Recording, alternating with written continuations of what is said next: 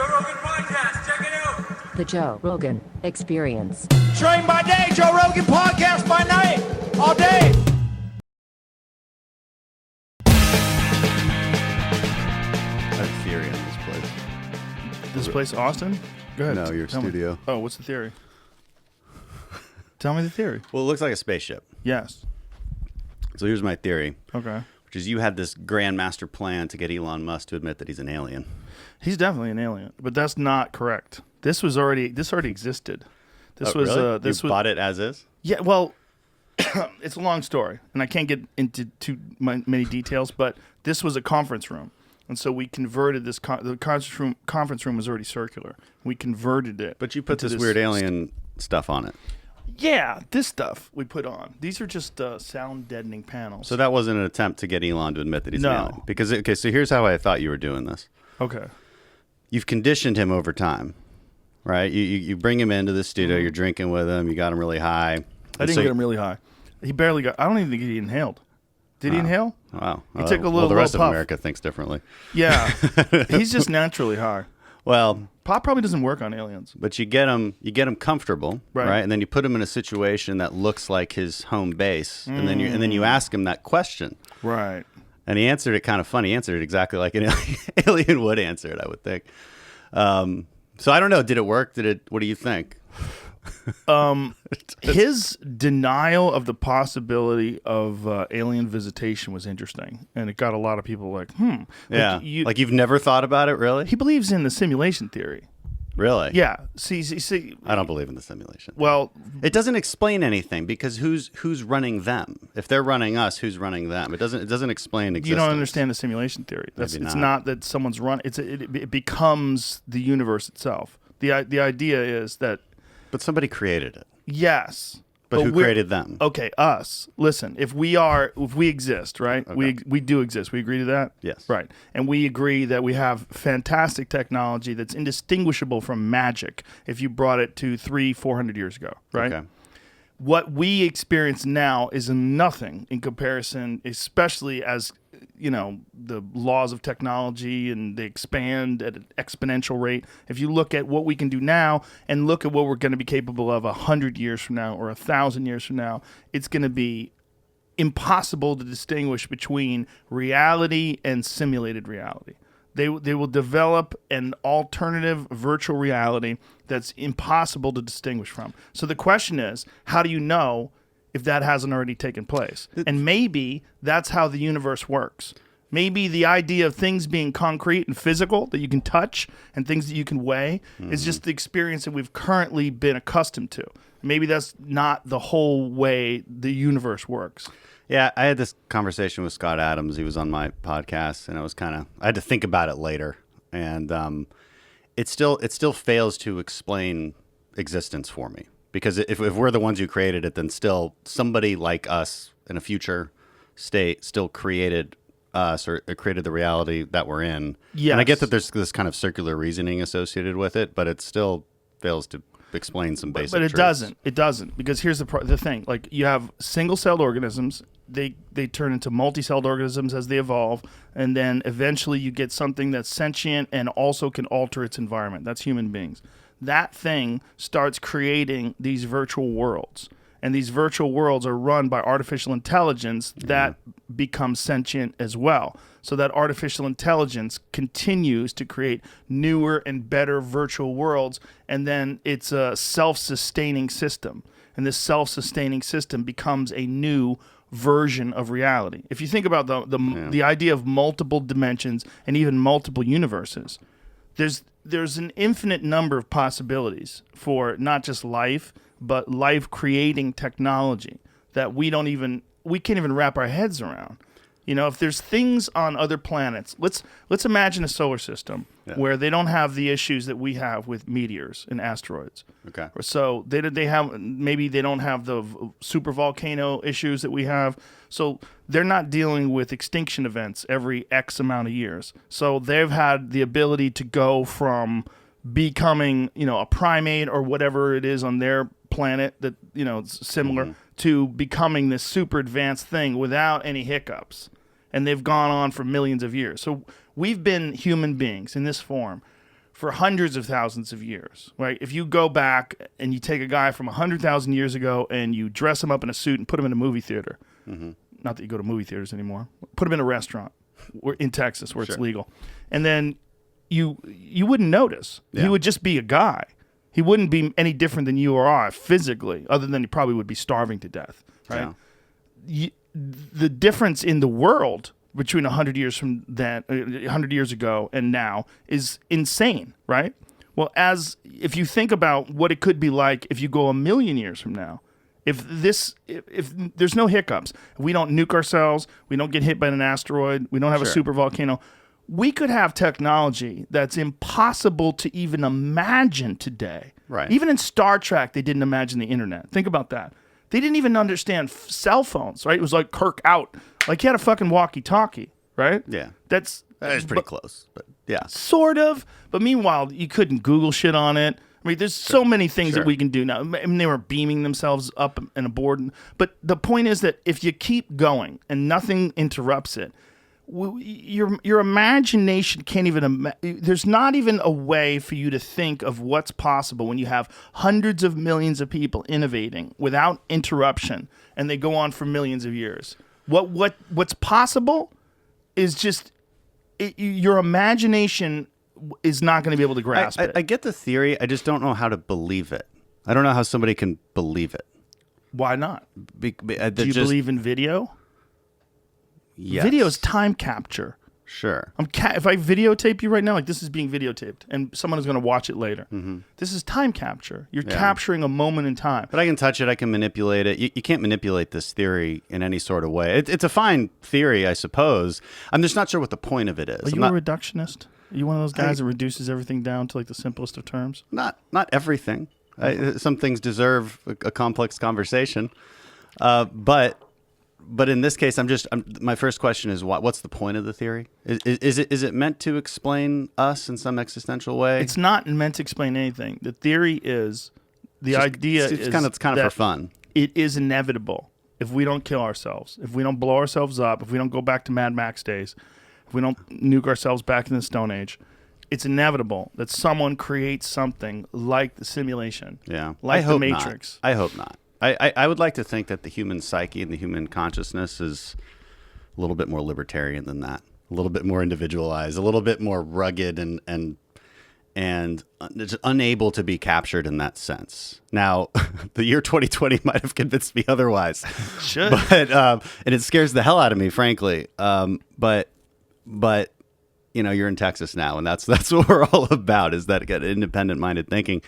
And I would like to think that it would break the system. That it's just not possible. Well, the simulation might be something that you can exist in and use the same principles that you can exist in as a rugged individualist in reality. Like it's just because it's a simulation. Yeah, but and maybe there's an answer. There's an answer for everything in this theory. Well, it would just fix it because it's so advanced. And I'm it's not like, saying okay, it would fix it. I'm saying it might be an alternative reality. Like it might be human beings that might have created or intelligent life might have created an alternative dimension that exists in what you would call cyberspace. Yeah. Like if it fully forms out, like look, what if someone in a lab, what if some scientist figured out a way to literally create another universe? Like there's a theory about black holes. You know anything about supermassive black holes? Yeah. Inside of every galaxy is a supermassive black hole in the center of every galaxy that's 1/2 of 1% of the mass of the entire galaxy. The bigger the galaxy, bigger the black hole. Okay. There's a theory that I don't totally understand, but I'm going to repeat it like as if I do. That inside that galaxy, if you go through that black hole, there's another universe inside. Another universe filled with hundreds of billions of galaxies, each with black holes in the center of them. You go through each one of those black holes, there's a new universe with hundreds of billions of galaxies. So the universe being infinite, it's too big for dumb people like you and I should say I and you. Just call me dumb first. But that's the only time it's more polite. I minored in physics, Joe, so I know what I'm talking about. Did you? Like 5 classes. Okay. Well, I talked to a lot of smart people. I remembered some of the shit they said. I don't know what I'm talking about. I can pull it off. But the idea is that there's an infinite number of universes and an infinite number of planets, an infinite number of possibilities in terms of intelligent life forms creating things. And was it Nick Ballstrom? Is that the guy who was on? He tried to explain it to me. He was saying that through probability theory, it is more probable that we are in a simulation than not. That's Just this weekend, I saw stretch. Neil deGrasse Tyson posted a video on his Instagram. I'm trying to pull it up right now. It might have been on I Twitter. thought you'd be more entertained by Where my he was- theory about you trying to trick Elon into admitting he was an alien. I'm trying to be cool about that theory because I don't want Elon to know I'm He was tricking just him. saying it's Is it the gig probable, up? I but mean, it's you not true. you Hold on. You it's probable but not true. Yeah, Okay. that what you're saying. Neil Tyson was on your side of this. Yeah. That after all the thought, I got into Neil it, Tyson on my Yeah. side. But hold on. I'll What? take that Neil. if the simulation theory was true, we're either like you could take. He said you could point at any moment in the timeline, and that would be like us, like we're like about to create the simulation, but we haven't done it yet, and we don't know how to. What? That's sort of why I wanted to get WT. him. Neil deGrasse saying- Tyson doesn't have a fucking case on his phone. And I told him that was stupid. And last time I saw him, his phone was cracked. And that is proof he doesn't know what he's talking about. He's got some knucklehead ideas. He's like, it's an elegant Well, all device. theoretical physicists have knucklehead ideas. I mean, that's the entire point of a theoretical physicist. They got too good at math. They got bored. They got bored proving theorems over and over But he's again. an astrophysicist. Yeah, well, which think that's- requires some theoretical physics in it as well. I mean, it's fascinating stuff. It's beyond my scope, Right. to say the least. So the most advanced physics class I ever took was quantum mechanics, and it just becomes math, right? Yeah. And I was not an engineering major. I was an international relations major doing a minor in physics, which is an odd thing to do. All right, but I liked it because I love science. I love math. I was good at it, so I wanted to keep pushing that side of my brain because you're working two different muscles in your Right. brain when you're doing liberal arts on one side and science on the other. So I love doing it, but when you get to trying to explain to somebody why you don't know where a particle is at any given moment, it's only you know the probability of it. This becomes confusing, and the math behind it is even more confusing. And I'm glad I didn't advance much further than that. Yeah, when you get into particles and superpositions, you're like, wait, what the fuck are you talking about? It's both moving and not moving. It's here and not here. It's in two places simultaneously. And if you view it, if you're observing it, it changes the way the particle behaves. Like, Right. What? And we're not sure how. And nobody really understands it. That's why it's fascinating. And I've also It's heard it spooky. I've also heard it explained that the reason why it changes is because there's a method that you're interacting with it when you're observing it, and that's what's changing it. It's not that it's actually Right. changing because you're observing it; it's because you're interacting with it while you're observing it. So I'm like, well, okay, It implies that there's some magic. unseen connection between us and the object and between objects themselves. I mean, quantum entanglement is one. You can entangle these two particles and they will copy each other even from lengthy distances. Yes. This is how you do quantum computing or quantum what's the word I'm looking for?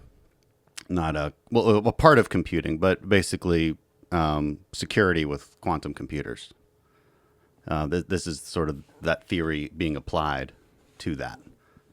Yeah, it's Meaning like it's like a peer-to-peer encryption, quantum encryption. it That's the word I was allows looking for. people to get away with a lot of fuckery too, right? Like that's where Probably. It's why we should advance it more than the Chinese do. Well, yeah, but I don't even mean that kind of fuckery. I mean like psychic fuckery.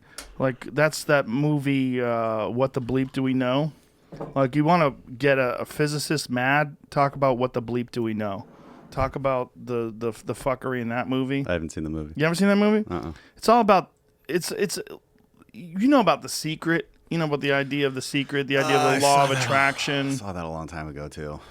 There's a lot of people that Not doing well. believe that you can sort of manifest reality and that Okay. reality and the quantum world is somehow entangled with your consciousness in Yeah. some sort of a weird, spooky way. My point is Okay. that a lot of people will take advantage of this weirdness and sort of apply laws and rules to this weirdness that they have like sort of a script for and that you should follow. And then next thing you know, you're in a cult. And that's how you end up in a cult. And That's someone's how you're- banging your that's wife how you're and you have to pay 10%. That's how you're drinking weird Kool-Aid. Yes, that's how it works, man.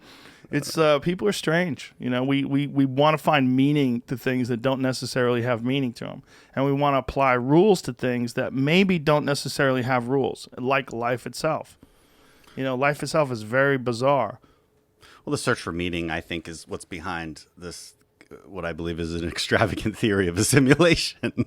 Maybe, yeah, know? no, maybe. I'm not married to the simulation theory. In fact, I think it's more likely, and this is going to get real strange. I think it's more likely that it's an inevitable possibility rather than it's a reality. I think it's an inevitable possibility. I think if we don't blow ourselves up, there's going to come a point in time where. Did you ever see Ready Player One? Mm-hmm. Great movie, right? Yeah, Fun, it's pretty good. Fun movie.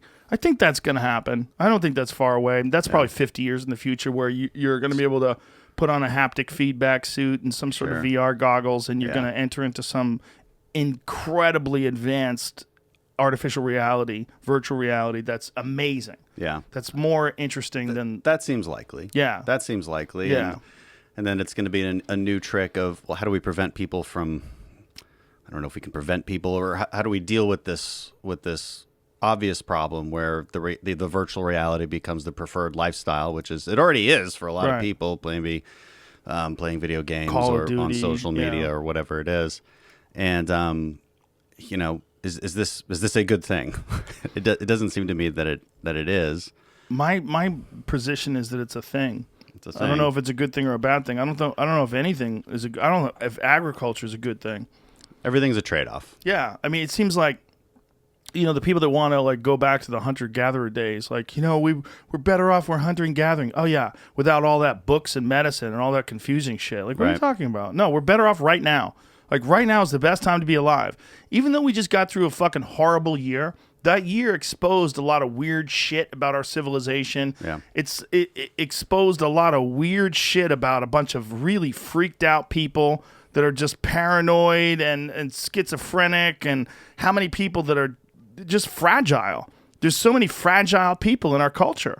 I was blown away by the politics of it. I'm a politician, so this is what I analyze. And I was blown away that the conversation about how to deal with the last year became, the division fell upon partisan lines, right? About whether to lock down or not to lock down, about whether people liked masks or didn't like masks. And at first that seems really odd. And so I spent a lot of time analyzing this because it shouldn't be that way. It should be mixed. You would think about just because what you're really talking about is somebody's risk assessment and how they perceive risk and how they want to deal with that and how they think everybody else should deal with that. And it's strange. I think there's a lot of factors involved. I do think that there was some political opportunism. I think that if Trump says something, people reactively say the opposite. That's a problem, right? And then that's definitely part of it. However, after Trump lost the election, that didn't stop. That movement again, for pro-lockdown movement never stopped. So it was not clear to me then that was the only reason. But it is. See, the problem is once people get committed to an ideology or committed to a narrative, just because Trump lost and now Biden's in power, it's not like everybody just abandons this narrative and creates a new reality based on objective truth. But they'll never even do an after action report on it to What the happened point here, where it's ridiculous. I thought you were showing us something. And so I put a few factors in there. I think some of it is the fact that Democrats tend to congregate in urban areas, and it might be the virus is more in your face in an urban area than in a rural area. That might be some explanation there For sure, right? But it really boils down to, and there's studies on this, where our brains light up differently when assessing risk. Now, it doesn't mean that the behavioral outcomes of these studies are changed. Basically, they would take liberals and conservatives and they would give them what amounts to a betting game, and see how they react differently. Now the actual behavioral outcomes, what they choose, didn't change all that much. But when they're doing the MRI scans, they see that their brains light up differently. So that's interesting. So we clearly assess risk differently somehow. So I looked at data on the kind of jobs that we choose. And it turns out, and this is intuitive, you would guess this, that the vast majority of dangerous jobs are mostly populated by conservatives: lumberjacking, hard labor, military, law enforcement. So it's obvious that we're choosing to engage in risk differently, just overall in the aggregate. And so I think that gets at why we think differently about this. I think we're truly wired differently. And add on top of that the natural disposition of a liberal to believe in some sort of collective action whereas the natural disposition of a conservative is to believe that government can only do so much. Right? There's life out there, and sometimes it's dangerous, and it's up to you as an individual to generally assess that. And that's also the most efficient way to do things in order to get the best outcomes in the aggregate. So these are two dispositions that are always present, and they manifest in policy outcomes all the time. And in this case, it's pretty obvious how they manifested into the way we dealt with coronavirus. And I think that kind of explains it, because, and think about it this way too. When a more left-leaning public health official talks about it, they always give you the worst-case scenario. Well, it's possible that if you're 15, you could die. Well, yeah, it's possible, but it's also far more unlikely than even if you got the flu. They say they leave out that part. They leave out the context. They leave out the probabilities. This is why I've been so frustrated with our public health officials. Yeah. Give us the whole truth. Right. Don't just give us the most dangerous truth. Don't tell us the tail end of the probability scale. Like that's not useful information to us. It's been very frustrating to watch how we've dealt with this over the last year around the world, not just in America. Frankly, we've had it better than a lot of countries. I think people tend to try to find a group that they can attach themselves to. And Chris Rock has a great bit about this. You know what? You can find Mick Maynard, who is one of the matchmakers for the UFC, posted this on his Instagram. Go to Mick. You got it? Yeah, okay. So Mick Maynard posted this from the great and powerful Chris Rock. And this is, we can watch this because it's on his Instagram. And if Chris will holler at me if it's an issue. But I fucking love Chris Rock. And this is one of the best points. It might not be one of his best bits, but it's one of his best points ever because it's so accurate. Because he's talking about... Man, we all got a gang mentality. Republicans are fucking idiots, and Democrats are fucking idiots, and conservatives are idiots, and liberals are idiots, and anyone that makes up their mind before they hit an issue is a fucking fool, okay?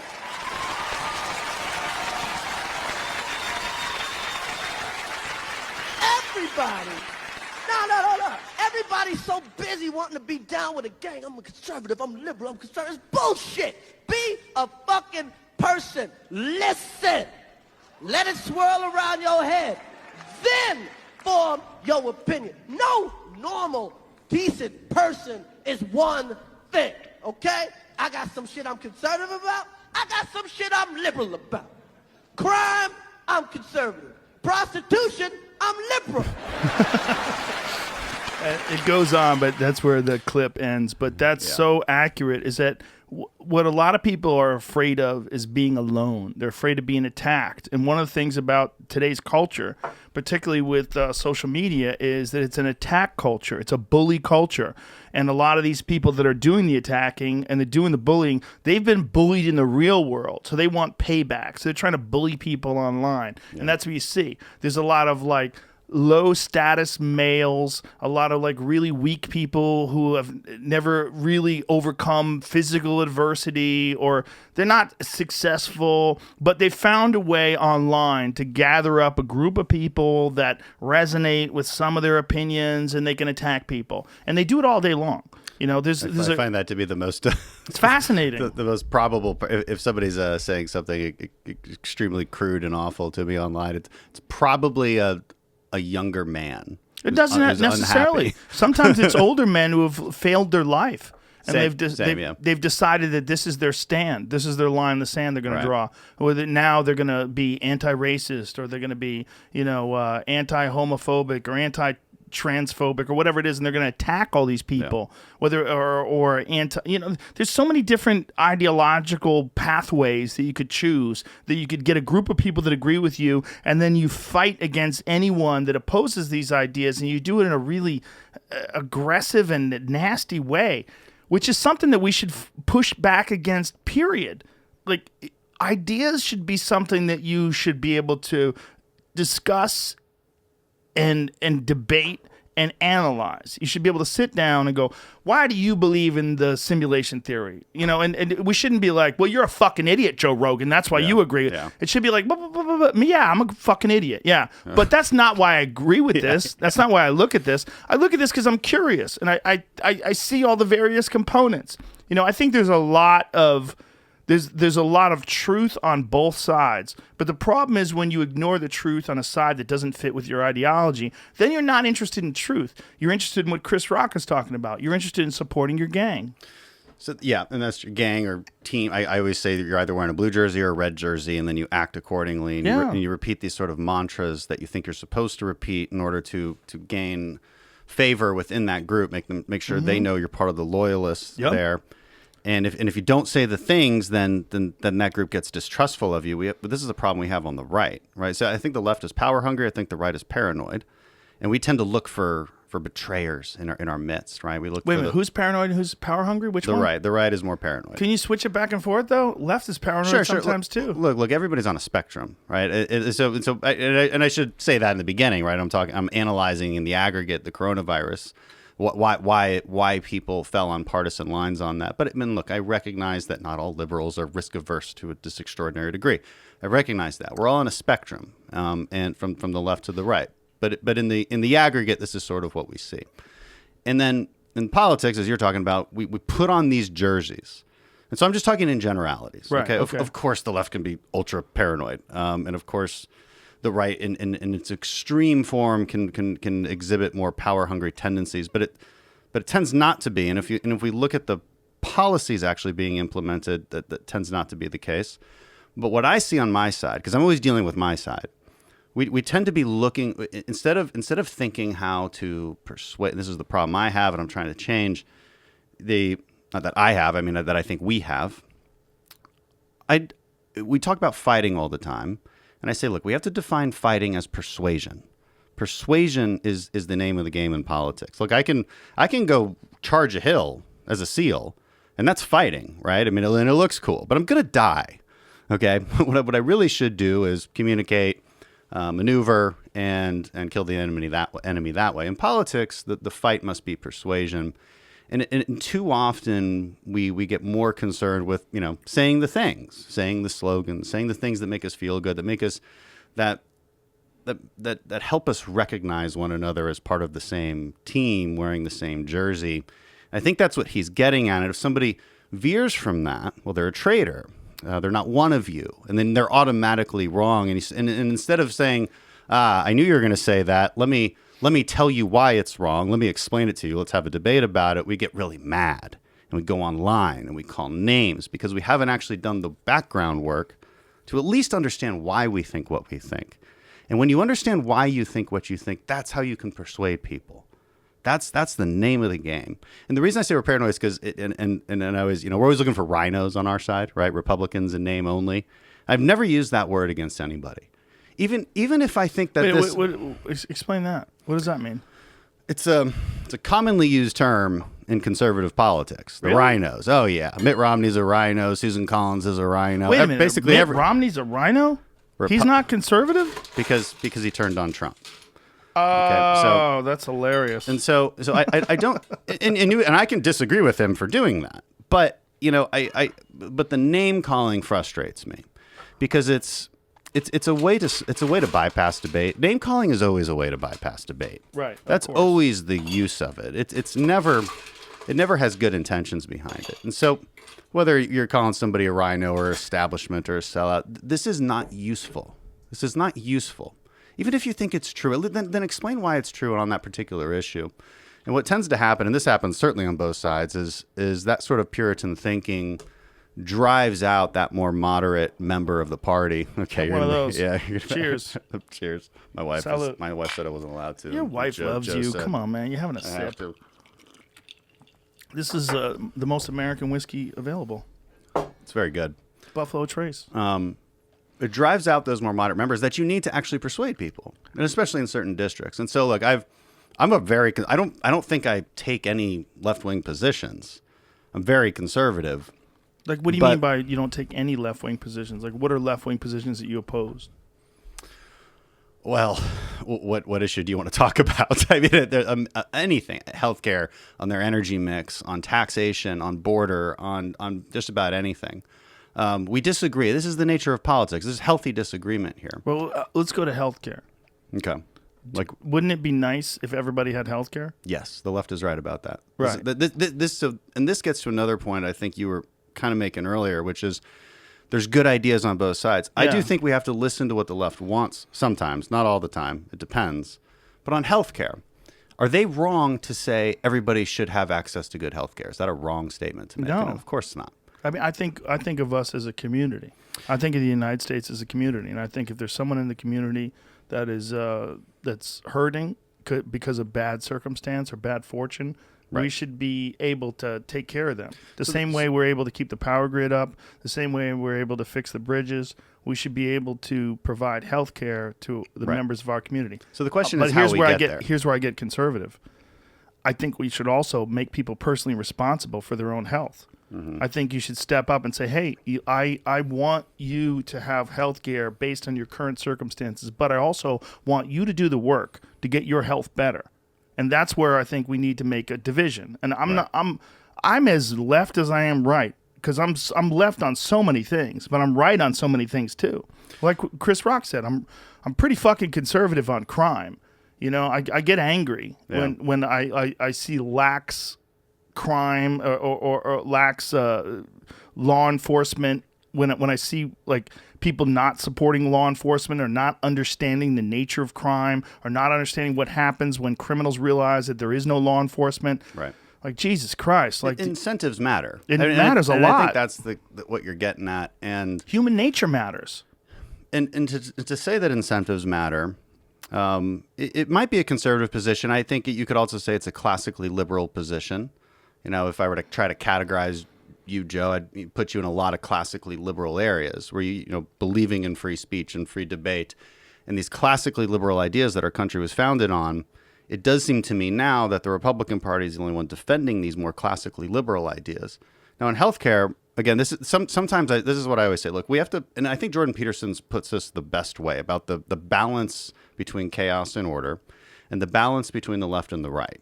The left representing chaos, the right representing order. Now, it's not derogatory to say that they're representing chaos. It just means they're representing constant change. Yes. But that's unhealthy left by itself. Just like maybe an adherence to pure hierarchical order is also unhealthy left by itself. And so a balance is needed. But to solve the problem, to solve problems that you want to solve, and to get to the change that we agree that we want to make. Now, first we have to agree on the change. Now, in this case, we do. Everybody should have access to good health care. Yeah, we all agree on that. Sometimes right? we don't agree on the change. Like on the border, we don't agree. The left wants to go Well, a totally let's just different talk direction. about healthcare first. Yeah, Let's I go will. to the border too. I would love to do that Yes. too. No, I'm sticking to healthcare. Don't worry. So they want people to have access to healthcare, and they want to do it through Medicare for all. Okay. We say, no, you can't do it that way, because if you do, there's trade-offs associated that I don't think that we should bear. What are those trade-offs? Well, the trade-offs would be, one, it's really expensive. So you have to double or triple people's taxes to pay for the amount of care that they want to give. Double or triple? Double or triple at least. That's what every study would show. And this is not disputed, by the way. This is I'm not saying things that a Democrat would disagree with. This is well known. This has a But how do you large triple? cost to Like it. if someone's in a 48% tax bracket, how do you triple their taxes? Oh, that's a really good question. That's the problem. You're talking in the aggregate. And look, Nordic countries that do this, for instance, we have the most progressive tax system in the world, by the way. Nobody believes that, but it's actually true. Nordic countries tax their middle class exceptionally more than we do. Okay, well, our top 1% pays 40% of taxes. You know what? That share increased after the tax cuts under Trump. Do they have a benefit to that tax increase? Sure, they have a large welfare state. So they have a very large welfare state. Do they in the have a Nordic lower countries. crime That's the rate? trade-off. Do they have a lower crime rate as well? I'm sure it depends on the location, and that's I'm not sure that's associated with the particular discussion about welfare necessarily.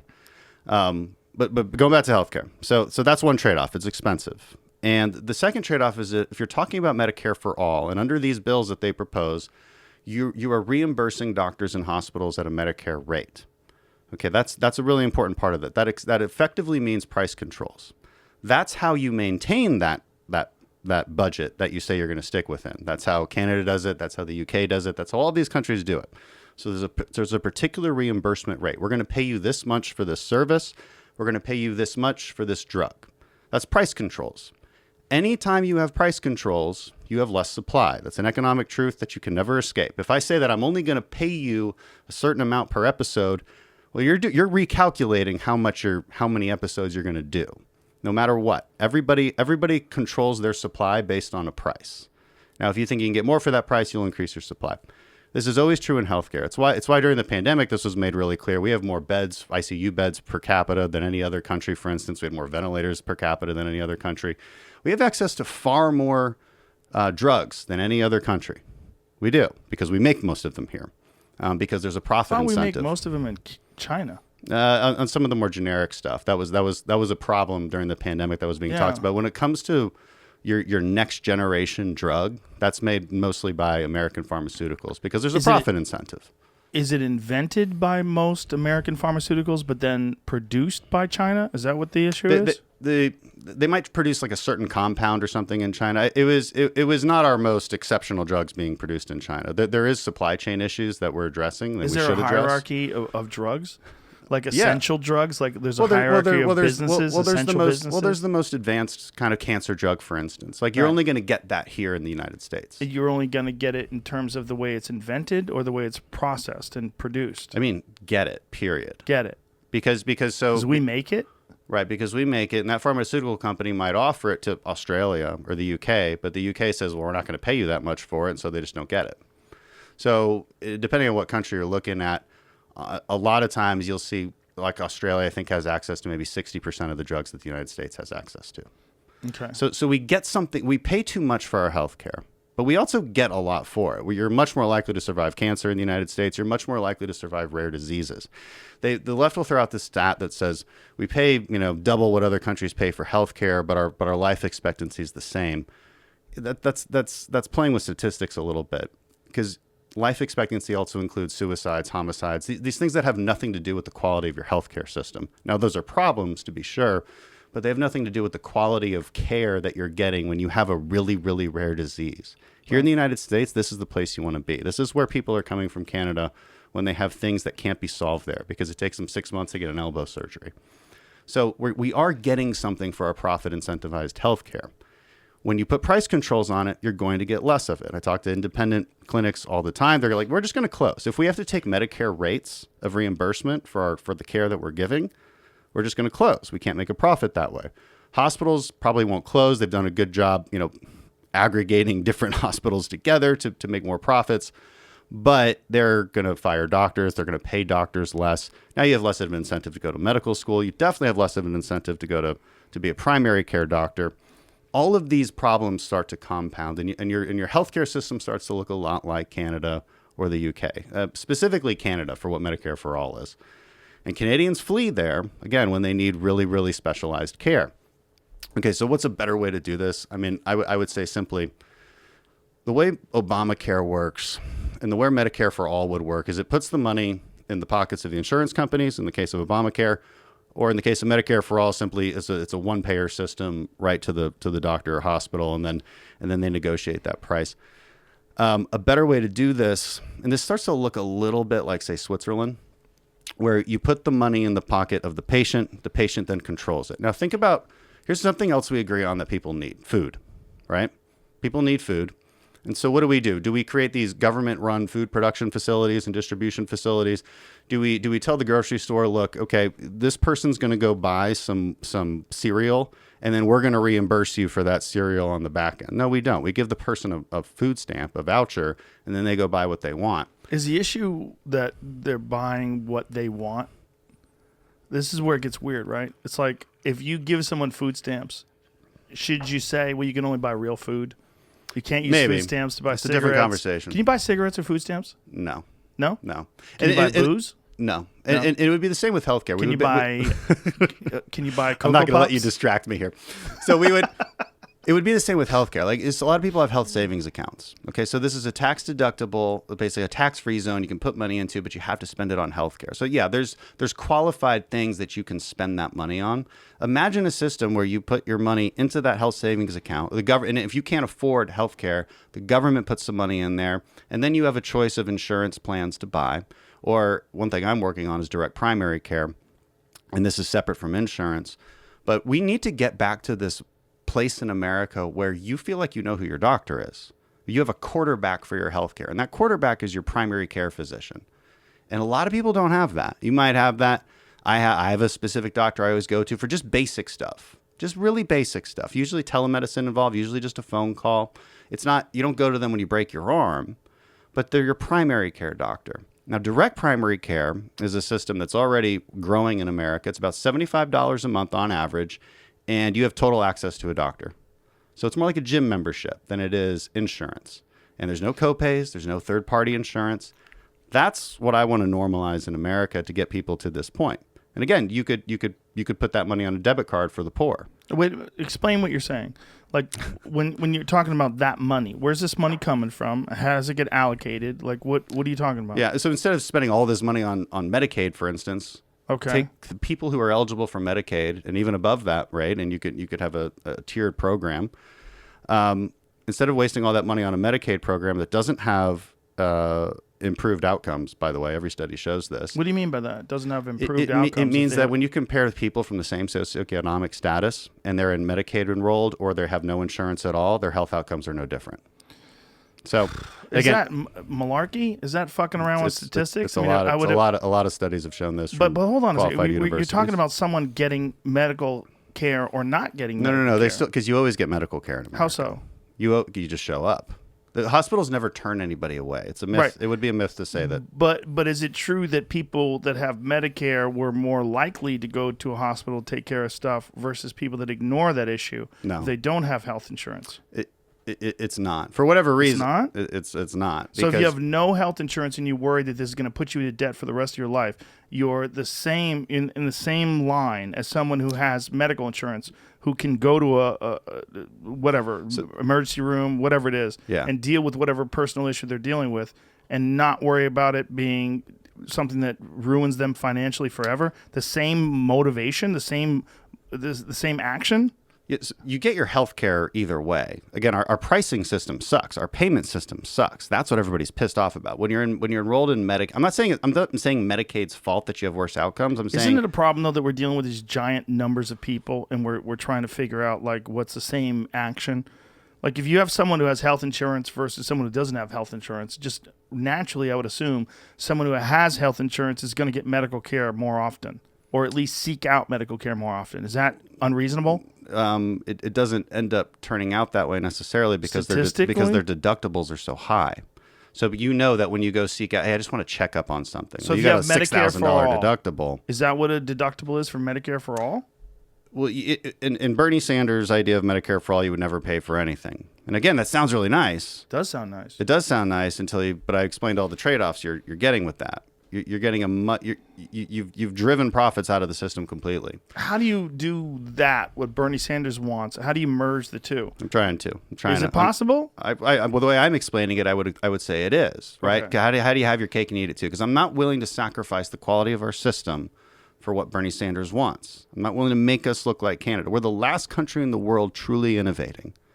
Okay, so now if we were done innovating, if we said we don't need medical stuff. medical devices, Right. and pharmaceuticals, Okay. all of it. And if we didn't need anything else, if we were at our maximum, if we were at the pinnacle of success when it comes to medical technology, then you might be able to make the argument, okay, like a moral argument, okay, the government should just confiscate all of this technology and distribute it equally. I mean, maybe.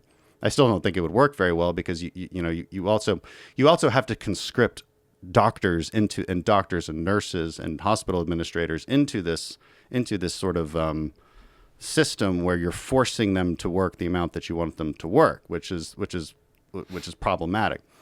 But so how do you get both? How do you maintain the incentive to innovate? How do you maintain the incentive to hire more doctors and to compete with one another?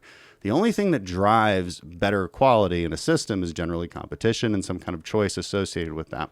So again, this is why I brought up the analogy with food stamps, Right? Because there's a way to do it, and it's putting the money, it's empowering the patient to make those choices. Okay, it's not saying we're gonna leave you out to dry. It's saying let's empower this patient instead of putting them in this Medicaid enrollment. Because the other problem with Medicaid, by the way, is a lot of doctors won't take it because of the reimbursement rates and because of how difficult it is to deal with the government. Nobody likes dealing with the government. The reason hospitals can make a profit at all is because insurance, and this is why our insurance is so expensive, because insurance companies are paying 150% of the cost of a procedure, whereas Medicare might be paying 60 to 70% of the cost of a procedure. So if you make everybody pay 60 to 70% of the cost of a procedure, you're going to get less supply. So is the idea that the reason why Medicare is only willing to pay 60 to 70% of the procedure is because they believe the procedure is overpriced? It's a negotiation. It's a formula. Like how do they justify that? Well, they're saving money. Like if you but I understand that. But if you say like it costs X amount to repair an ACL surgery, if you blow your ACL out, you got to repair it. If Medicare is only willing to pay 60% of that rate, like what are they saying? Well, are they saying you don't deserve any more money because it's not worth that much? Right. That's what they're saying. And so is it just and this gets to another problem that the Trump administration fixed, was just price transparency. Because this is the other thing. Nobody seems to know how much anything costs. Okay, so the way we price out how much things cost in healthcare is based on these formularies that are derived from CMS, which is Medicare and What's Medicaid. CMS? It's Medicare and Medicaid. It's the government organization, and derived from private insurance. And so that's how we sort of analyze what it costs. But you go ask a hospital, not all hospitals, but many, and they're like, well, I can't tell you exactly how much it costs. I'm like, well, what do you mean you can't tell me? So price transparency is a rule that was imposed recently that will fix this problem and get us to this point where we can finally start shopping around. Now, some hospitals do this, and they make a big deal out of it. They say, look, here's our prices. We're posting them. A lot of independent facilities will do this as well. This is what it's moving towards. The direct primary care system that I was just talking about, that's getting at that truth. What's like, look, this is what your care costs. Here's all the services you get for $75 a month. Again, it's not insurance. It's not catastrophic. But here's all the services you get. Now you have a relationship with your doctor. You never have to talk to insurance. It's just he or she is there all the time. So what do you do about insurance? Go back to the food stamp analogy. Put money in a health savings account and allow you to choose what insurance works for you. Wait, well, hold on, stop. When you say put money in a health insurance account, what does that mean? Like, where's that money coming from? And that would be so. Do you get to allocate how much money goes to this or it would to be that? It would be means tested, just like anything else. Means tested. How so? It means if you're poor, you get more. If you're you don't get any money. But when you say the money goes into some sort of account, like what the individual, like health the individual account wants, but the individual who wants health care, like what happens if that money runs out? What if you have so many health problems? What if you're just unfortunate biologically? Well, you'd be buying insurance with that health savings account. So you would be buying insurance. Yeah, so it would be up to the individual to choose which insurance they buy or don't buy. So they would have to be educated on this. Yeah, that's why you have a primary care doctor as well. So the primary care doctor would also have to educate you on what kind of insurance you already need? have to be educated on it. I mean that problem already exists. How so? In the sense that we have private insurance out there, and you've got to choose on Obamacare between gold plans and platinum plans and all these things. Well, you have to make a choice. You don't have to be educated. You could just make a choice, right? Yeah, but choice is important. There's this idea out there that nobody knows how to make choices for their things. And that's a common refrain I hear from the left. People are just too stupid to do it. It's not that they're stupid. It's just they don't understand what's It's complicated. Going on. Yeah. It's complicated, but look, there's we have systems in place that score these plans as well. And these are insurance plans, okay? So I would categorize this in 3 phases as well: primary care, insurance, and then catastrophic and pre-existing conditions. So say cancer and pre-existing conditions, lifelong care needed. We already have a system for that too that works rather well. It's at the state level reinsurance programs, meaning the government steps in and basically subsidizes that insurance plan when it gets too expensive. Okay, and that's where we kind of pool our money together. That's the collectivism. They do? How so? How does that happen? Like, let's say you need your discs fused. You have a spinal issue. Yeah. Like, where's that money coming from? That's probably just insurance. I mean, I don't know that. It's a lot of fucking money for spinal surgery. What if your insurance doesn't cover that? How does one deal with the deductible? So the way a lot of states have innovated through this is getting waivers from Obamacare. Because Obamacare legislation is extremely regulatorily, is that a word? Burdensome.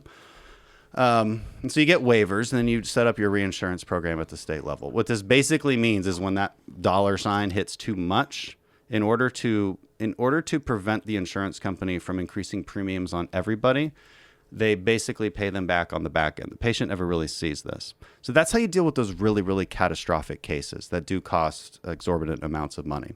So there's an answer for everything on this. And again, what do you get from this that you're not getting from Medicare for All? You're maintaining the quality of the system. You're maintaining those profit incentives. And you're maintaining that choice and competition. And you're empowering the patient to actually choose. In Medicare for All, you have no power. So are you defending the current options that are available, or are you trying? No. I'm advocating for change on this. Yeah. What's the specific change? What do you think the specific change should be? Liberalize HSA accounts to an extraordinary. You got to do this in steps, right? I would lay this out. HSA? What is that? Health savings account. The thing we talked about. Government puts money instead of government spending hundreds of billions of dollars, wasteful dollars that don't have the outcomes we wish they had. Where's that money going to? What's the waste? Well, a lot of it's through fraud, for instance, because Really? people who are not qualified for Medicaid still get on Medicaid. What makes someone qualified for Medicaid? It's a means tested. So it's a matter of how much money you make? Right. So there's a lot of people that make money that don't want to spend that money. Right. They lie. This happens with any welfare program, right? There's a lot of fraud and abuse that happens in all of these government programs. When you put trillions of dollars of taxpayer money into a program, there's a lot of people that have an incentive to try and extract as much money as possible out of those programs. That's always going to be human nature. So that's and they don't seem to have the outcomes that we'd like them to have. It doesn't appear to anybody or to any of the people studying this who've done. Again, there's a lot of university studies on this that would indicate what I said. You don't get any better outcomes even though we're spending all this money. So what might be a better way to do it? And a lot of us think that empowering the patient with those funds, but also ensuring that they have that quarterback as well in the form of a primary care doctor, would have much better outcomes, maintain the profit incentives that actually make our healthcare system have the high quality that it does have, but also ensure that we meet the left's goal of getting people access to good quality healthcare. Have you argued with anybody on the left about this? Have you ever had a debate? Every day, because I'm on the healthcare subcommittee now.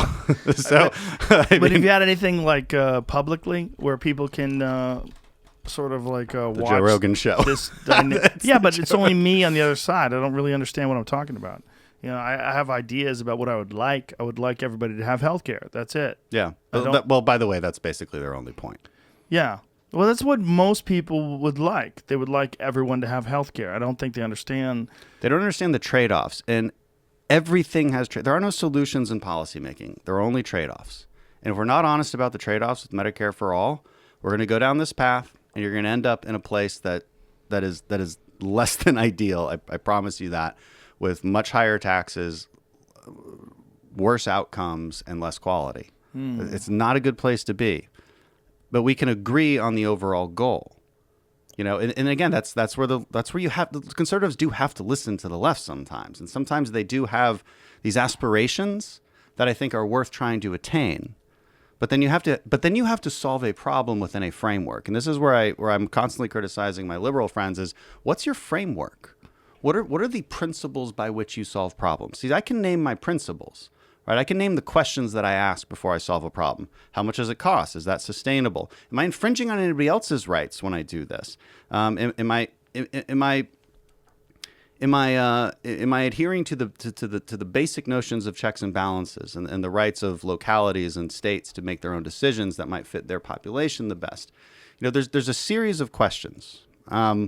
The left doesn't tend to ask those questions, right? It seems to me that every time they propose a solution to a problem that we agree is a problem and needs to be solved, that solution is sort of like the first thing that sounds good.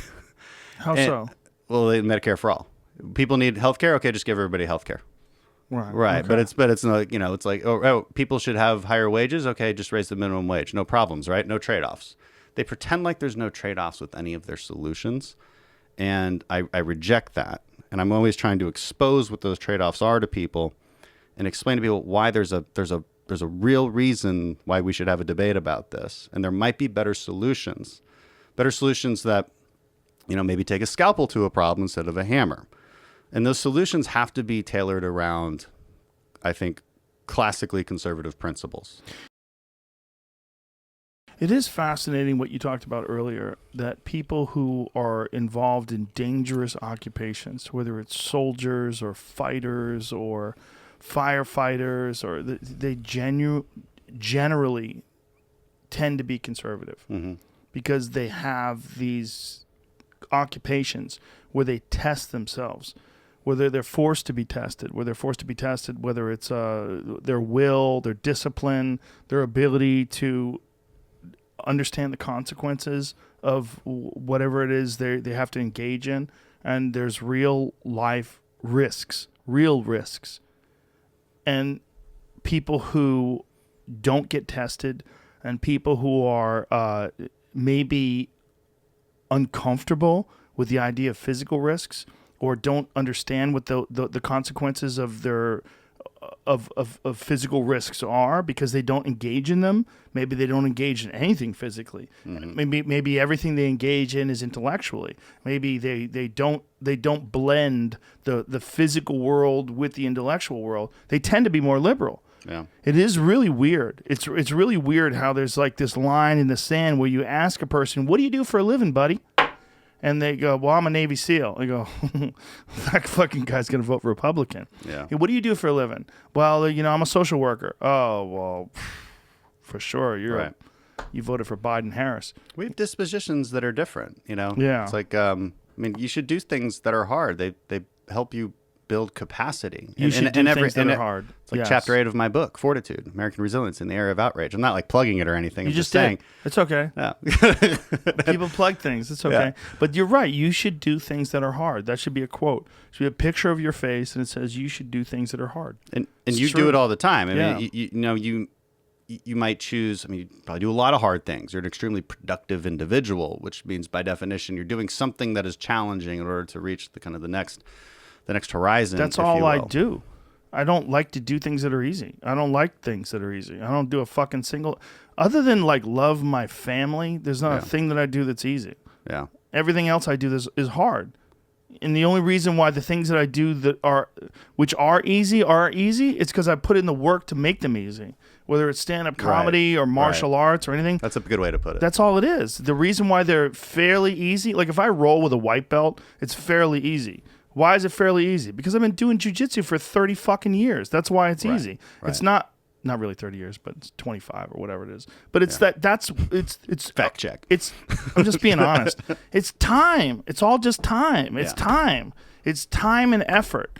But you have to put in time and effort. And the problem with this world today is there's so many people that are given participation trophies, and they tell you you're special. Period. And you're a fucking curve model. You don't have to lose weight. You're a this. You're a that. Everyone's amazing. Everyone is amazing in their potential. Everyone is amazing. It's the worst thing you can tell somebody, right? though. And the worst thing you tell someone is they're great without doing any work. The self-esteem movement is detrimental. You should have high self-esteem no matter what. You're perfect the way you are. Your truth is what matters. Just tell us your truth, and we will mirror it for you. I think we need two things. We need both. We need you're okay. Everyone has been in a down state. Everyone has been low. Everyone has failed. Everyone has been weak. Everyone has been unworthy or felt terrible or just fell short of their goals. But you're still loved as a member of the community. But here's how you can feel better about yourself.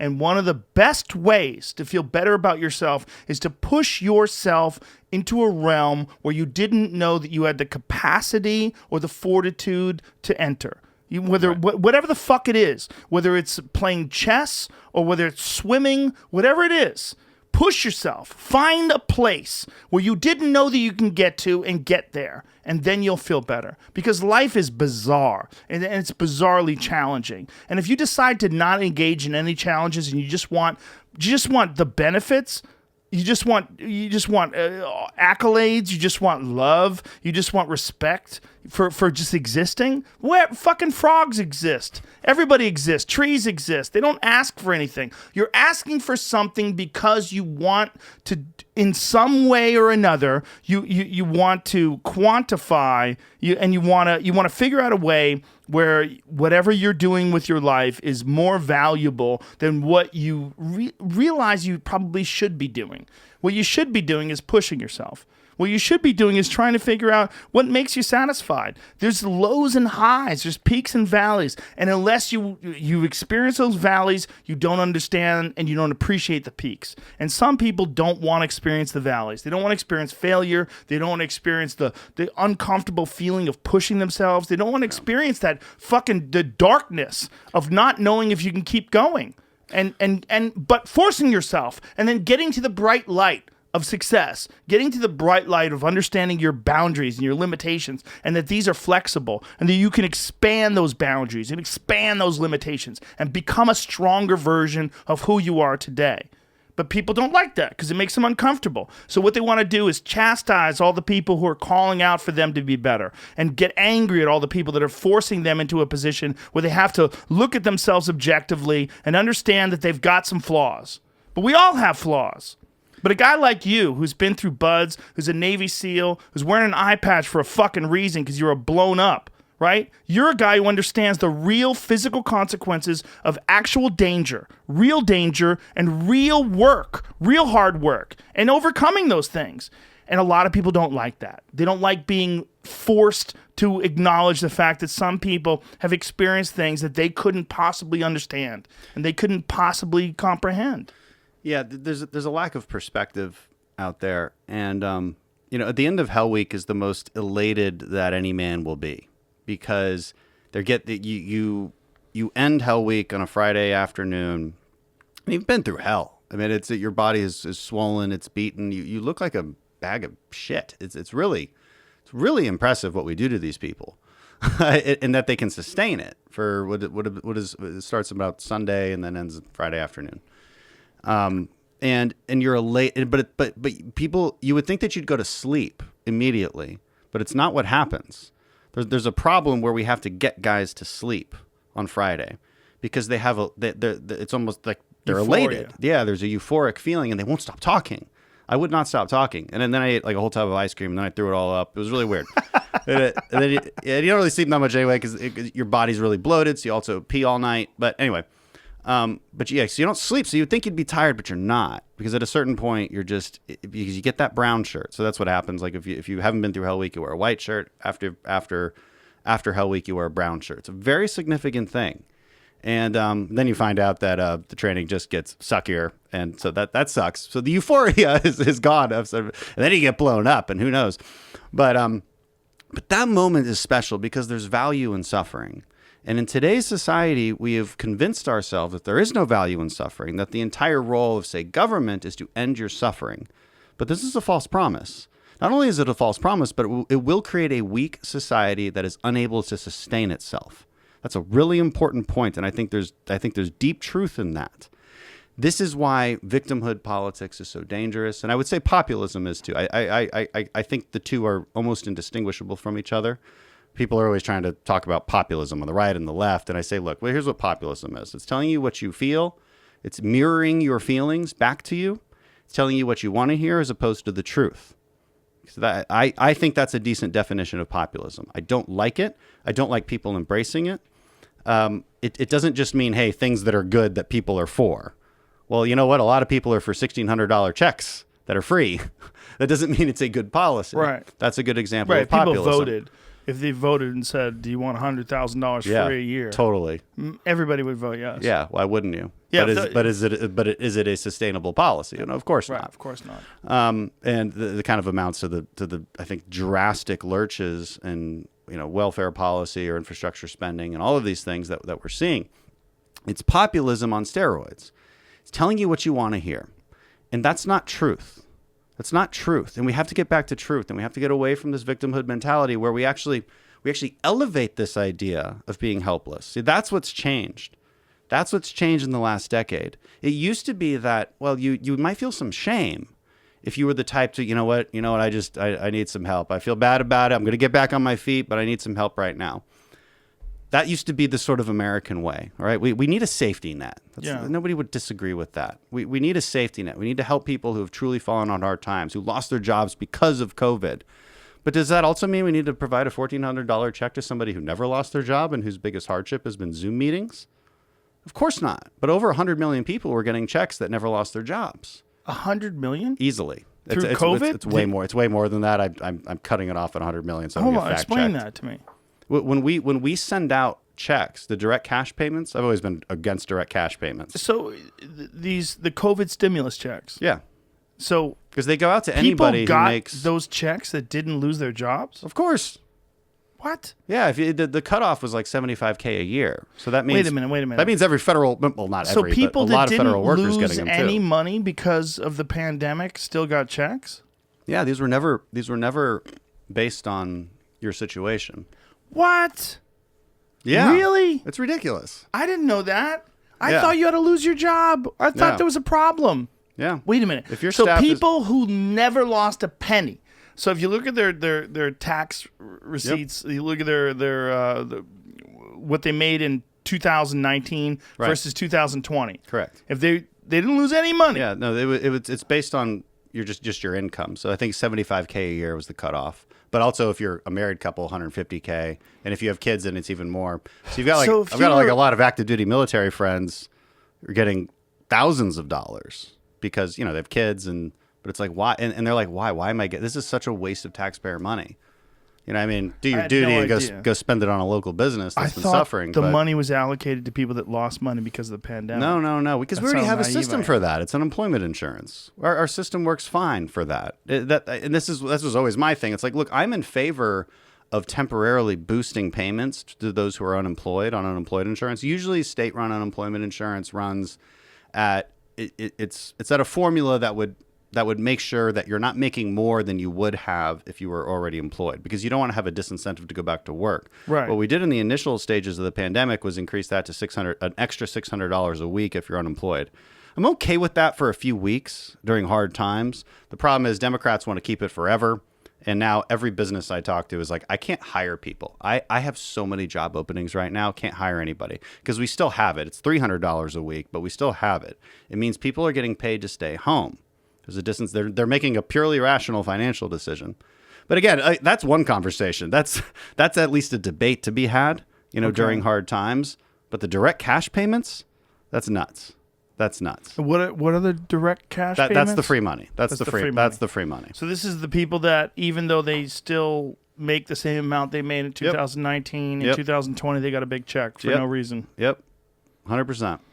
That seems crazy. And that's if you do the math, that's well over 100 million people. And they just got it. They didn't ask for it. They just received it. So it's not something they're guilty of. Yeah. They just received it. But it gets to the cultural argument that we're talking about. No, there was no backlash for this. Even on the right, I remember, I was a little frustrated with the president or the ex-president, Donald Trump, the president I voted for.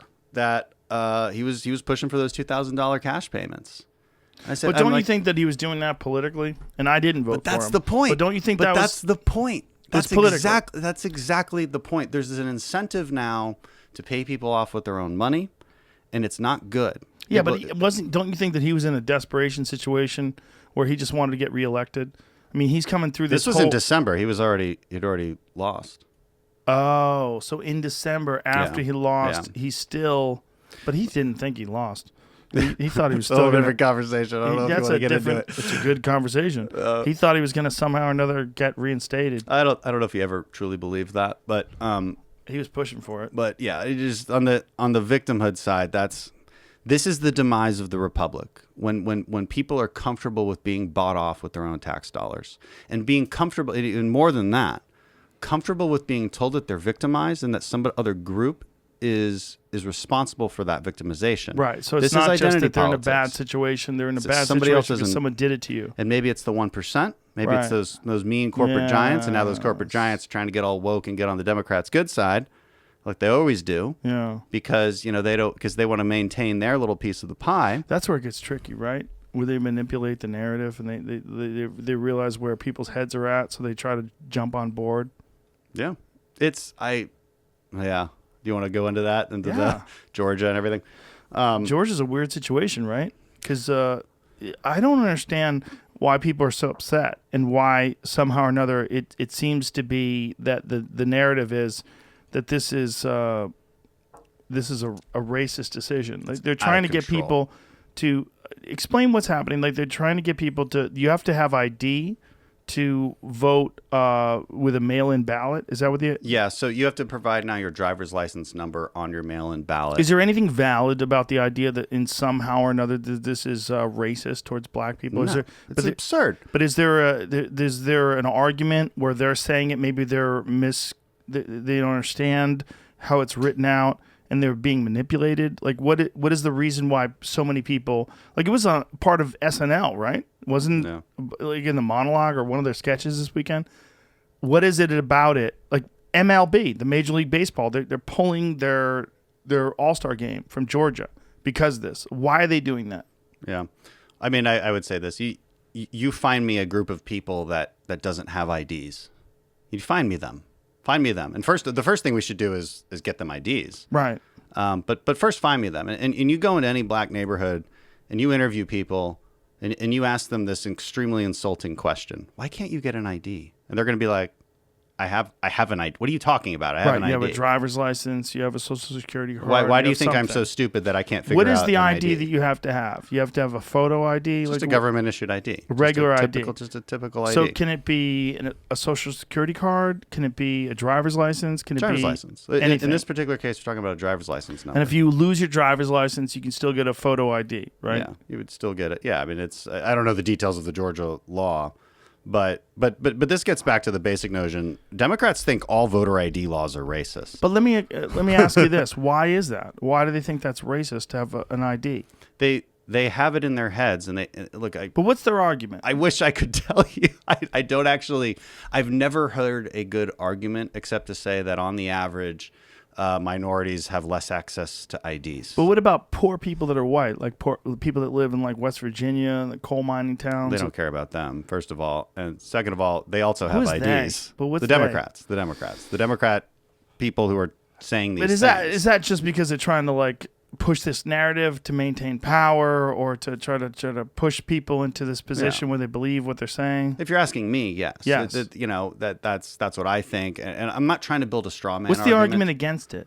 Like, what's the argument for the idea that this is racist to ask people that they have to have an ID? It's about mail-in ballots? Is that correct? Do you mean what's my argument? No, their argument. Is it about mail-in ballots? Look, is that what it is? Where you need an ID?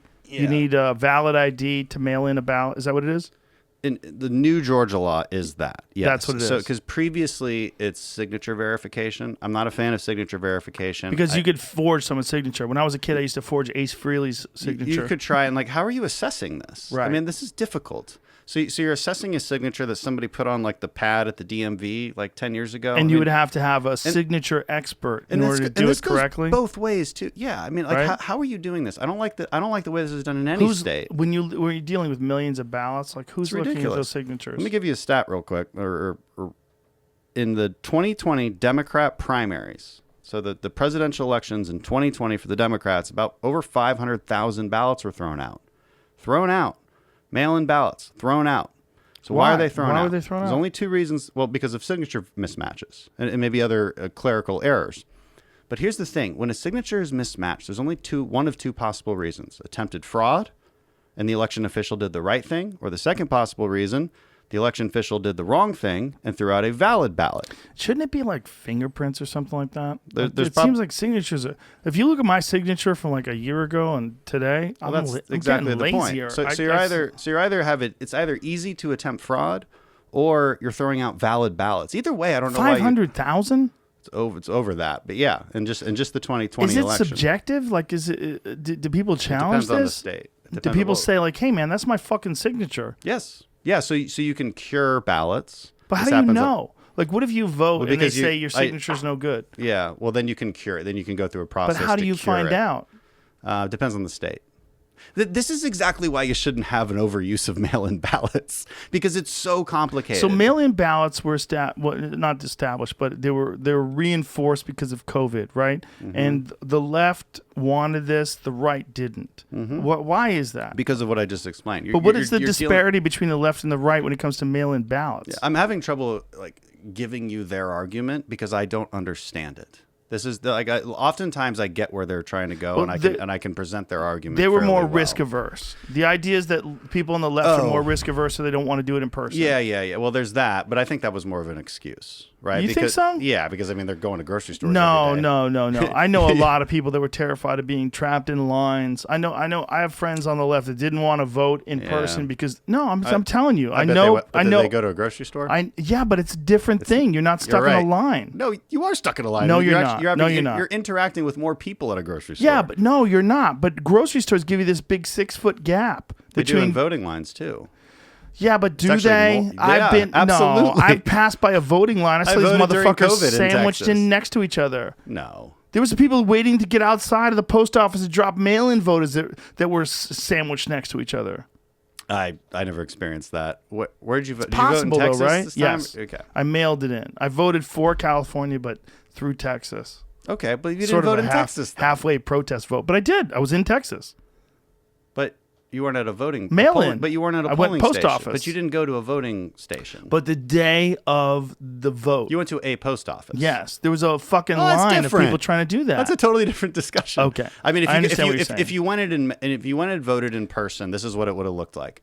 You would have talked to somebody, you would have shown them your ID. They'd give you a little piece of paper. You go to a machine and you vote, and then you leave. You never actually interact with and everybody anybody. has to stand 6 feet apart. Yeah, they were actually really so strict it's no about it. different than the supermarket. Yeah, I would say there's less human interaction at the voting station because in the supermarket, I have to give that person all of my stuff. They touch it all. Right. All right. They scan it and then they put it in a bag and then I leave. I'm also walking around the supermarket with a million other people. So, I mean, But I think if people are going to the supermarket but they won't go vote in person, I question their motives here. I understand what you're and saying. I think they were trying to get more mail-in ballots. Okay, but then the question I understand is what why? you're saying, but for individuals, they were worried about risk assessment, and they were saying, "Well, is there a way that I could have less risk?" Well, there's a clear way. That way is mail in your ballot. Yeah. That way you never have to. That one day you don't have to be in a group of people. Yeah. Do you understand that though? But It's look at hard, their perspective. it's hard to understand But no, because no, it's because not it's rational. It is rational. Here's why: because it's one more day. Because every whatever it is, every X amount of days where you have to go to the grocery store and get your goods, you can do that and figure out a way to avoid people and put a double mask on. You can do the same thing with voting. But you can't. You got it's one day. But the sanctity of secure voting is an important thing. I agree. Mean, we have a real problem in this I'm country playing where devil's advocate. No, You I understand know. what I'm doing here? No, I get it. I'm saying for people that are risk averse, for them that one day was like, is there a way that I can avoid The messaging- large groups? Hold on, that I can avoid large groups of people. There is. That is mail-in ballots. Yeah. So the Democrats were enforcing this concept that, like, if you Right. mail in your ballot, that's Tell you why way more people mailed in their ballot on Democratic Yeah, sides. That's why, 100%. like, Pennsylvania was so weird, right? Yep. Because in the beginning, they only count the people. The first counts were the people that showed up, and those people were predominantly Republican.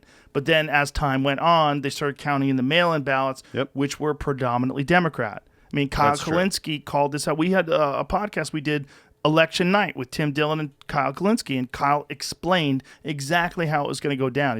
He said Pennsylvania is going to look like it's going to be Republican in the beginning, and then it's going to eventually turn towards the Democrats because they're going to start counting the mail-in ballots late. Well, he explained exactly what happened. And he also said there's going to be a lot of people that call shenanigans. Well, those people were the fucking president. Donald Trump was saying, all overnight, all of a sudden, I got all these votes that were for the fucking Democrats. How'd that happen? Well, it happened because if you understood the Democratic the process of mail-in ballots versus people showing up in person, you should have expected that. So, okay. So, Right? fine. I'll assume that their intentions are pure and they're genuinely scared of the voting booth. And Just the individuals, yeah, not but the party. Not the party. Just the individuals. There's a collectivism there that I think is very frustrating to me. And I think the messaging should have been honest and science-based. What's the collectivism? That, hey, this is the thing we say, so we say it. and we just say it over and over again. Voting is Right, dangerous. right. But when so many people do that because they do believe that. Yeah, I don't see how you can say that you're the one who follows the science and then also say that it's less dangerous to go to the grocery store than it is to go voting. It's just not the case. But let's assume the intentions are pure. I don't want to quibble on that. Who said on it that was less point. dangerous though? Is this a You just a second ago? I mean, basically. okay? But I'm saying what I'm saying is not that it's less dangerous, but that there's a day that you could avoid danger. If there's a day you can avoid danger by mailing in a ballot, I'll grant it. Their intentions are pure. Their intentions are totally pure. 100%. There's no, right? There's no way that they There's want. no fuckery there's at no all. way that they want a system that just makes it easier to generally have some organic voter fraud. If Trump wins, they're happy because it's what people want, right? Yeah. Okay. So but it gets to back to the problem with the right has with mail-in ballots generally. Is this problem with how do you verify it? How do you deal with chain of custody issues? The sanctity of an election must be self-evident, in my opinion. When I go vote in Texas, and you'll do this eventually, you'll vote in Texas, and it'll be different from how you voted in California. I voted in California.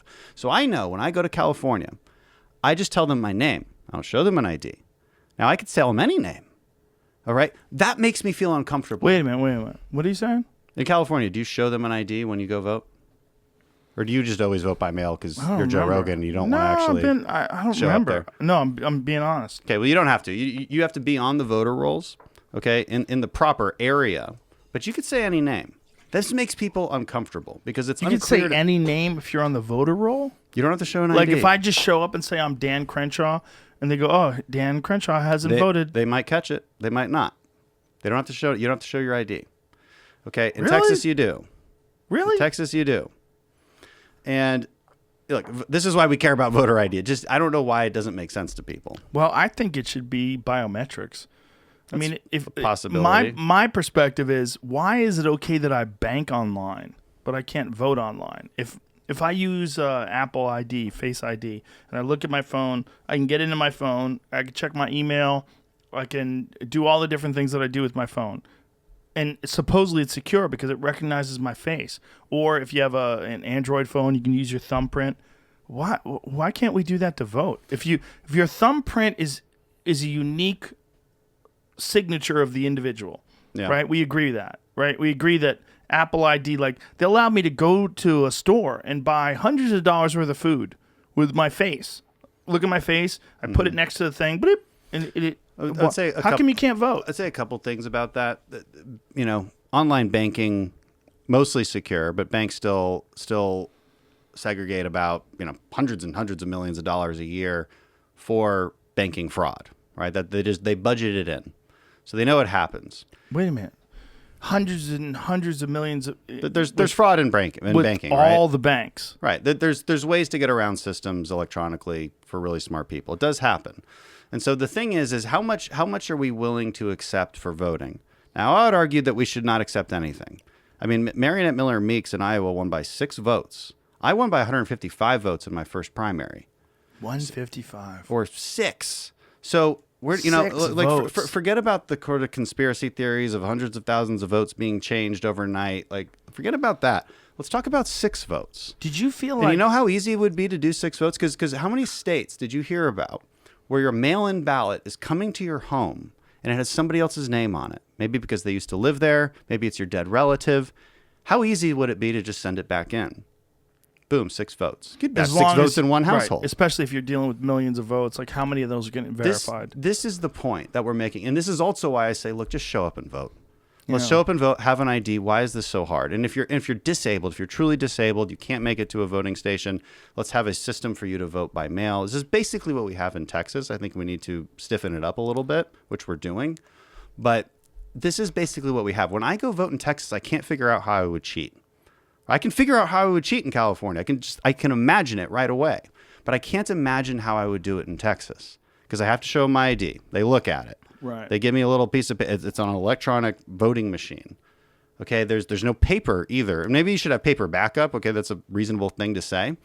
But there's no way that somebody else can go and fudge my ballot after I've given it in either. This makes me feel happy. This makes me feel like the integrity of the election is actually self-evident. This is all we're trying to get What at. do you think is going on in Georgia? Like, why do you think that they are saying that this is the new Jim Crow and that...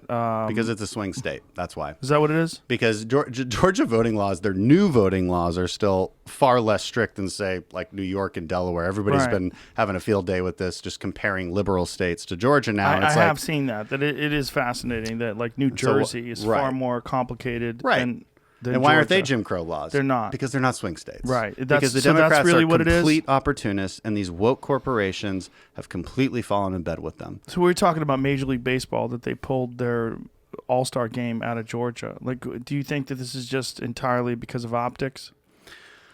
God, why? Why are they doing that?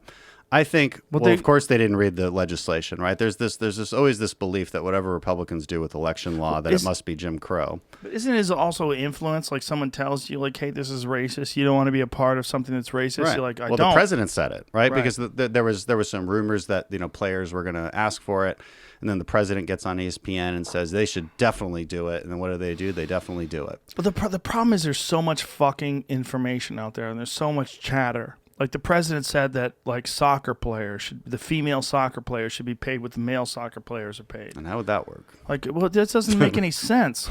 The reason why, whether it's basketball or... The only one who's got a good argument is Clarissa Shields, who's, like, the best women's boxer in the world. She's got a good argument, and she brought it on the podcast. That, like, she brought up her own ratings on television shows, and when she was on versus when males were on, that males were getting paid more than she was when she's... But her ratings were just as good. Yeah, her ratings were just as good. That's a good argument. That's a good argument, Yeah. yeah. But, like, the WNBA, there's no argument that they should be getting paid as much as LeBron James. Like, if anybody tried to bring that up, it would be shot down so quickly because who the fuck is going to see... Unfortunately, who's going to see the WNBA? It's a small... It's certainly there's a lot of fans, but it's a small amount in comparison to the actual NBA. Mm-hmm. That's where it gets weird. So the idea that the president of the United States would say that women whatever should be paid the same as male whatever. That's like saying, like, women comedians should be paid the same as Dave Chappelle. Like, well, that doesn't make sense because more people go see Dave Chappelle because he's more famous. Yeah. Like, it's nonsense. So this is like a weird little game you're playing. Right. You're trying to pretend outcome that- has to matter. Right. You're pretending that it's sexist when it's really just, it's a meritocracy. It's what it is. It's like people go to see the fucking NBA. It's a giant sport. It's huge. If they had a female NFL and the female NFL players demanded the same amount as the male NFL players, like, okay. Like, how many people are going? Like, where's the revenue coming from? How are you earning this money? Right. Like, There has to be a value associated with Right. with whatever activity you're engaging in.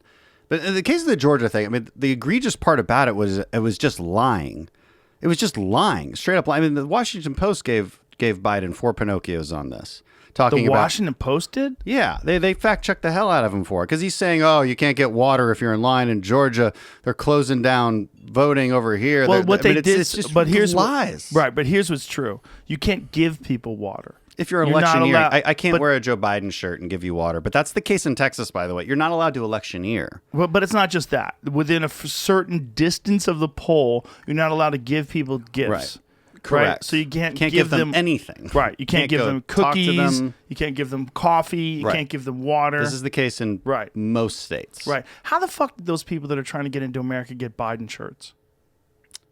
Do Do you know what I'm talking doing about? the border? Yeah. Okay, yeah. What's up? What's that? What's going on with that? Because these are organized events and they're well funded. By who? It's hard to say. The drug cartels certainly have an incentive to fund this.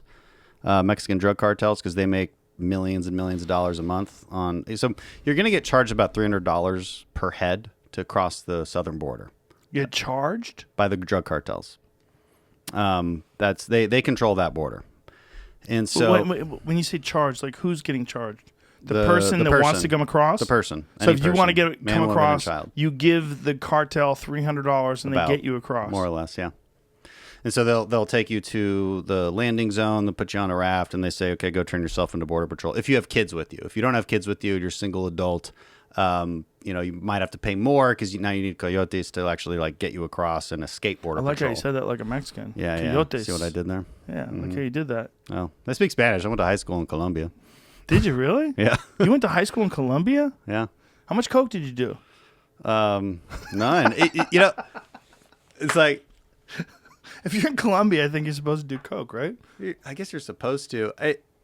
Drugs are a much bigger problem in American high schools than they were in Colombian high I can schools. imagine. Like, It's probably a detriment to do Yeah. coke in Colombia. Yeah, my dad was They're in oil and angry about gas, that Escobar so- shit. I used to have a photo of Pablo Escobar by my old studio, and people got mad at me for having this. Like, I just had it because it was a weird moment in history. it is a weird moment in history. I was there in 98 to 2002, so the Escobar days were long over, but it was dangerous. You still couldn't drive between cities. We had to have an armored car because we didn't have an armored car initially. It got shot up, so it was dangerous. I can imagine. It was more of a guerrilla warfare problem. Yeah. In that time frame, and now it's an amazing country. It's an exceptional example of what a country can do and how U.S. partnerships can work. And, It is weird how they kind of cleared up a lot of the problems that Yeah. they had during the Escobar days. And part of that is there is something about the Colombian culture with an adherence to a basic sense of Western justice and rule of law that they were eventually able to climb out of this. I love Colombia. I still go back for high school reunions. Do you really? Yeah, I'm going back for my 20 That's year wild. next year. Why were you in Colombia for high school? What did your parents do? They selling coke? Oil and gas, Joe. Jeez. Import export business. Don't ask any more questions. Did you ever see that TV show Trafficked? No, I don't. I watch Narcos religiously. 'Cause that's actually filmed in Colombia. It was pretty well done. Mariana Vanzella, right? That's her name. She was a guest on the podcast, and she does this show called Trafficked, and it's there's a lot of different aspects to the show, whether it's guns to Mexico, or one of the things she did was it was Colombia where they were talking about cocaine, right? Yeah, and she actually went to the places where they grow the coca leaves and dry them out in the field. And she sort of dispelled a lot of the myths. Like, a lot of people think that the cartels are growing all this coca leaves. It's not. No, it's a supply chain just like anything else. You But got it's poor farmers poor doing farmers, that. yes. And that's always it's a political policy problem in Colombia. You can go destroy these fields, but then then you have all these farmers who now don't have fields, and then they join the guerrillas. Right, exactly. So then they join this Marxist guerrilla movement. So yeah, all of these. It's a long, complicated story, but complicated supply and demand story. Yeah. Yeah, and that's what it is. And this show really shows when you see the people that are actually the chemists that add the chemicals to the leaves and create the cocaine, and then you have these same people that put the processed cocaine in backpacks and then walk for 24 hours through the forest and get this stuff to whoever it is that brings it to America. Ridiculous. It's very strange and eye-opening. And then it goes to the Mexican drug cartels, who are some of the most elite organizations on the planet, and they're right south of our border. It's easy to get into a fight with ISIS and the Taliban. That's actually easy. I know sometimes you lose an eye, but it's generally easy. Mexican drug cartels are serious. I mean, these are well-trained, well-funded organizations that are very, very serious people.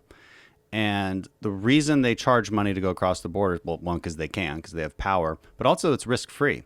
See, it's risky to transport drugs across a border or personnel or whoever you want to transport, because you might get caught. When you get caught, you're definitely going to jail.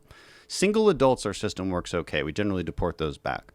It's very difficult for us to deal with family units. There's a long history for this. I can explain it in detail if you'd like. It basically started in 2014 because of a court settlement case that made it impossible for us to hold people and then adjudicate their claims and then deport them, at least in a timely basis. So it initiated the catch and release process that we see today. Trump basically fixed it more or less in the last year. Biden immediately reversed his policies. So when you're charging about $300 a person and you have 100,000 people crossing every month, that's $30 million. It's a really good business, and it's risk-free, and it's extremely easy.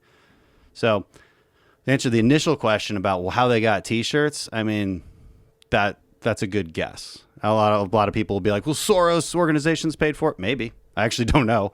It's they do tend to advocate for open borders, so it's totally possible. And they obviously have the ear of Joe Biden because he reversed the policies they want him to reverse. Anything's possible. I'm just saying the most likely scenario is the smugglers organize these people and they get them through. And then, why do you think they advocate for open borders? What's the motivation for that? yeah, because we're on opposite ends of this. I mean, not you and I. I mean me and the left. Like, I want to note something. The outcome that I'd like for healthcare is the same that the left wants. I want everybody to have access to good healthcare. I don't think we want the same thing when it comes to the immigration border issue. I think they want more illegal immigration, and I want less. Why do you think they want people to have the opportunity to live a better life? That's the best rose-colored glasses. Yeah, but I agree with that statement. But then, okay, so how do we do that? We have to have a process for people to apply to our country, and we have to process them in an orderly fashion. Because we'd agree on that, right? Right. And so we have that. I mean, it might not be perfect, might make some changes here and there, but we basically have to have a system. Because if you surveyed the entire world at any given moment, and I've actually seen surveys on this, they estimate maybe about 40 million people would snap their fingers and arrive in the U.S. right now. They would just leave their home in that second. 40 million. So you obviously can't deal with that at any given moment. So you have to have a process. So the left is constantly trying to deteriorate that process to the greatest extent so that more and more people come across. And then they call it compassion. Well, there's nothing compassionate about it. And here's why. Because you're cutting in line in front of people who actually go through the process. My stepmom's Peruvian. Everybody around us knows somebody who's a legal immigrant who just got their citizenship and how proud they are when they get it. There's lots of people who have valid asylum claims too, African countries especially. What about the Chinese Uyghurs? Okay, right. And speaking of the Georgia thing, you know what really ticks me off? You got Coca-Cola, you got Apple creating statements against the Georgia voting law and how they're going to how they're so mad about it and they're going to do something about it. Meanwhile, they are happy to advocate against a bill in Congress that would help protect Uyghur Muslims in China. Because it hurts their supply chains. Will you These people are explain- so full of shit. It's hard to imagine. It is hard to imagine, but will you explain to people that don't understand what we're talking about what's going on with the Uyghurs in China? Yeah, because I'll do it scary. Very quickly. There's a minority population in China that is subjugated by the Chinese government. They're put in basically labor camps, forced labor, forced sterilization. It's a serious humanitarian crisis. It's been going on for a long time, But it's widely ignored. It's discussed, yeah. but there's no policy that's been enacted. Yeah, to and so this is a bill that would sanction. do it. It's like the to Protect the Chinese Uyghurs Act, and it basically just makes it more difficult to import products from that area. Now, some companies have done that. I'll give maybe Patagonia a little credit here. Now they're always woke virtue signaling. It's kind of annoying. They every product they have must come from petroleum. So, spare me is what I say to them. But for instance, they, I believe, did change their supply chain to have less of it come from these regions in China. So it can be done. And this bill would do that. Coca-Cola, Apple have both lobbied congressional members against this. Against that bill because it hurts their bottom line. But they're happy to woke virtue signal about Georgia. They're so full of crap. And again, why isn't the Georgia law that makes sense to you that they're arguing against? Is there anything? I mean, even the Washington Post fact checked Biden's claims. There's will make sense in what way?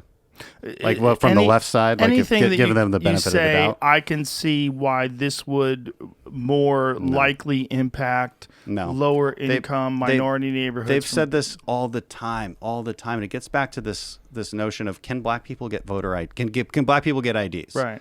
And if you believe the answer is no, then what you need to do is help them get IDs because they need IDs for everything. Right. If you really believe this was a problem, and I know they don't because they're disingenuous, but if they really did, then the obvious answer would be to help them get IDs. And I'm working on legislation that would give grants to states who implement voter ID laws and have it free to get an ID, a government issued ID.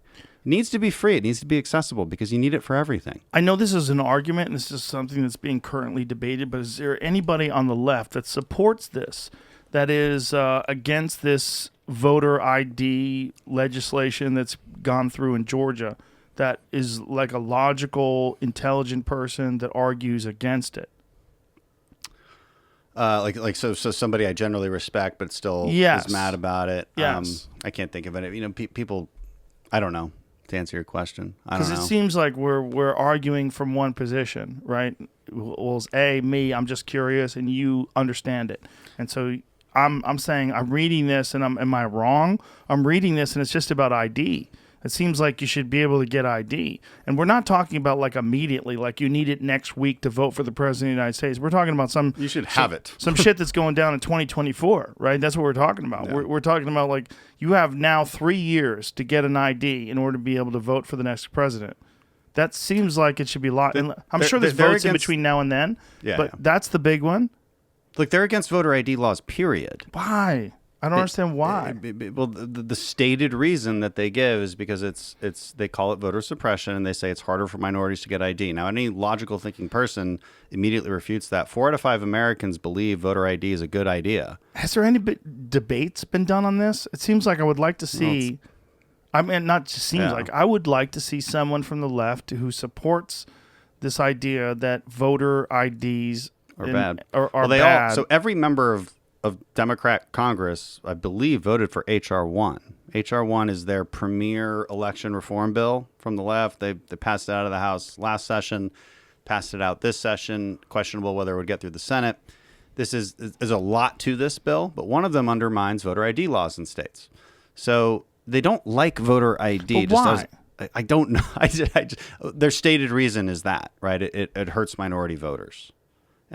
And you and I look at that and you're like, that's ridiculous. That doesn't make any sense. And go talk to minorities then if you believe that. They have IDs. It's ridiculous to assume they don't have IDs. If it seems like if you can get, it seems like it's way easier to get people IDs than it is to get them health care. It is way easier. Doesn't that? Right? And also, here's another fact. Every time voter ID laws are implemented, or any election integrity laws are implemented in Republican states, minority vote share goes up. It continues to go up. There's no evidence of suppression. There's literally zero. So they invoke these Jim Crow era visuals for people because they want you to believe that we're racist, and they want to pit you against each other. They want the identity politics. I mean, if you're asking me what I think they really think, this is what it is. It's you're a victim, you're being oppressed by somebody else, and your only way to fight back is to vote for me because I'm going to give you all the stuff. I'm going to make sure that you make it. Now, it's always a lie, right? I'm going to end your suffering. Gets back to our original conversation. I'm going to end your suffering. This is populism. I'm going to mirror your emotions. If you're down, well, it's not because of something you did. It's never because of something you did. It's always because of something somebody else did, and they happen to be on the other side of the political spectrum. If you vote for me, I'll fix it for you. I'm going to give you things, free this, free that, free this, and I'm going to keep you angry. And you can never solve this, right? And that's the other dirty little secret. You can never solve this set of problems that is delivered to people. It's keeping people. This is why I don't appreciate progressive politics, which is different from liberal politics, by the way. I would distinguish between the two. But I don't appreciate progressive politics because it is designed for power. And the only way to keep power is to make people believe that they must give it to you and that they're not empowered themselves. And what's the best way to make somebody feel like they're disempowered? To make them feel like a victim. We're talking about the differences between the way the left looks at things and the right looks at things and the manipulation that goes on, getting people to vote for the left or vote for the right. How do we bring everybody together? Like, is there a way? Is there like a clear path where we can sort of... I think liberals and conservatives can be brought together. How? I think progressives are out on their own. Progressives are out on their own, but what about QAnon people? They're out on their own too. Yeah, they're out on their own too. They have So the critical race theory people, Yeah. all the super yeah. hardcore lefties, and then the QAnon. There was an article in the Federalist today that critical race theory is QAnon for the left. It's really interesting. That's actually a great. It's point. a really interesting article, and it said I'd it's like to also read that. state funded. It's taxpayer funded. It's an interesting theory. Well, it gets to my point about QAnon is about.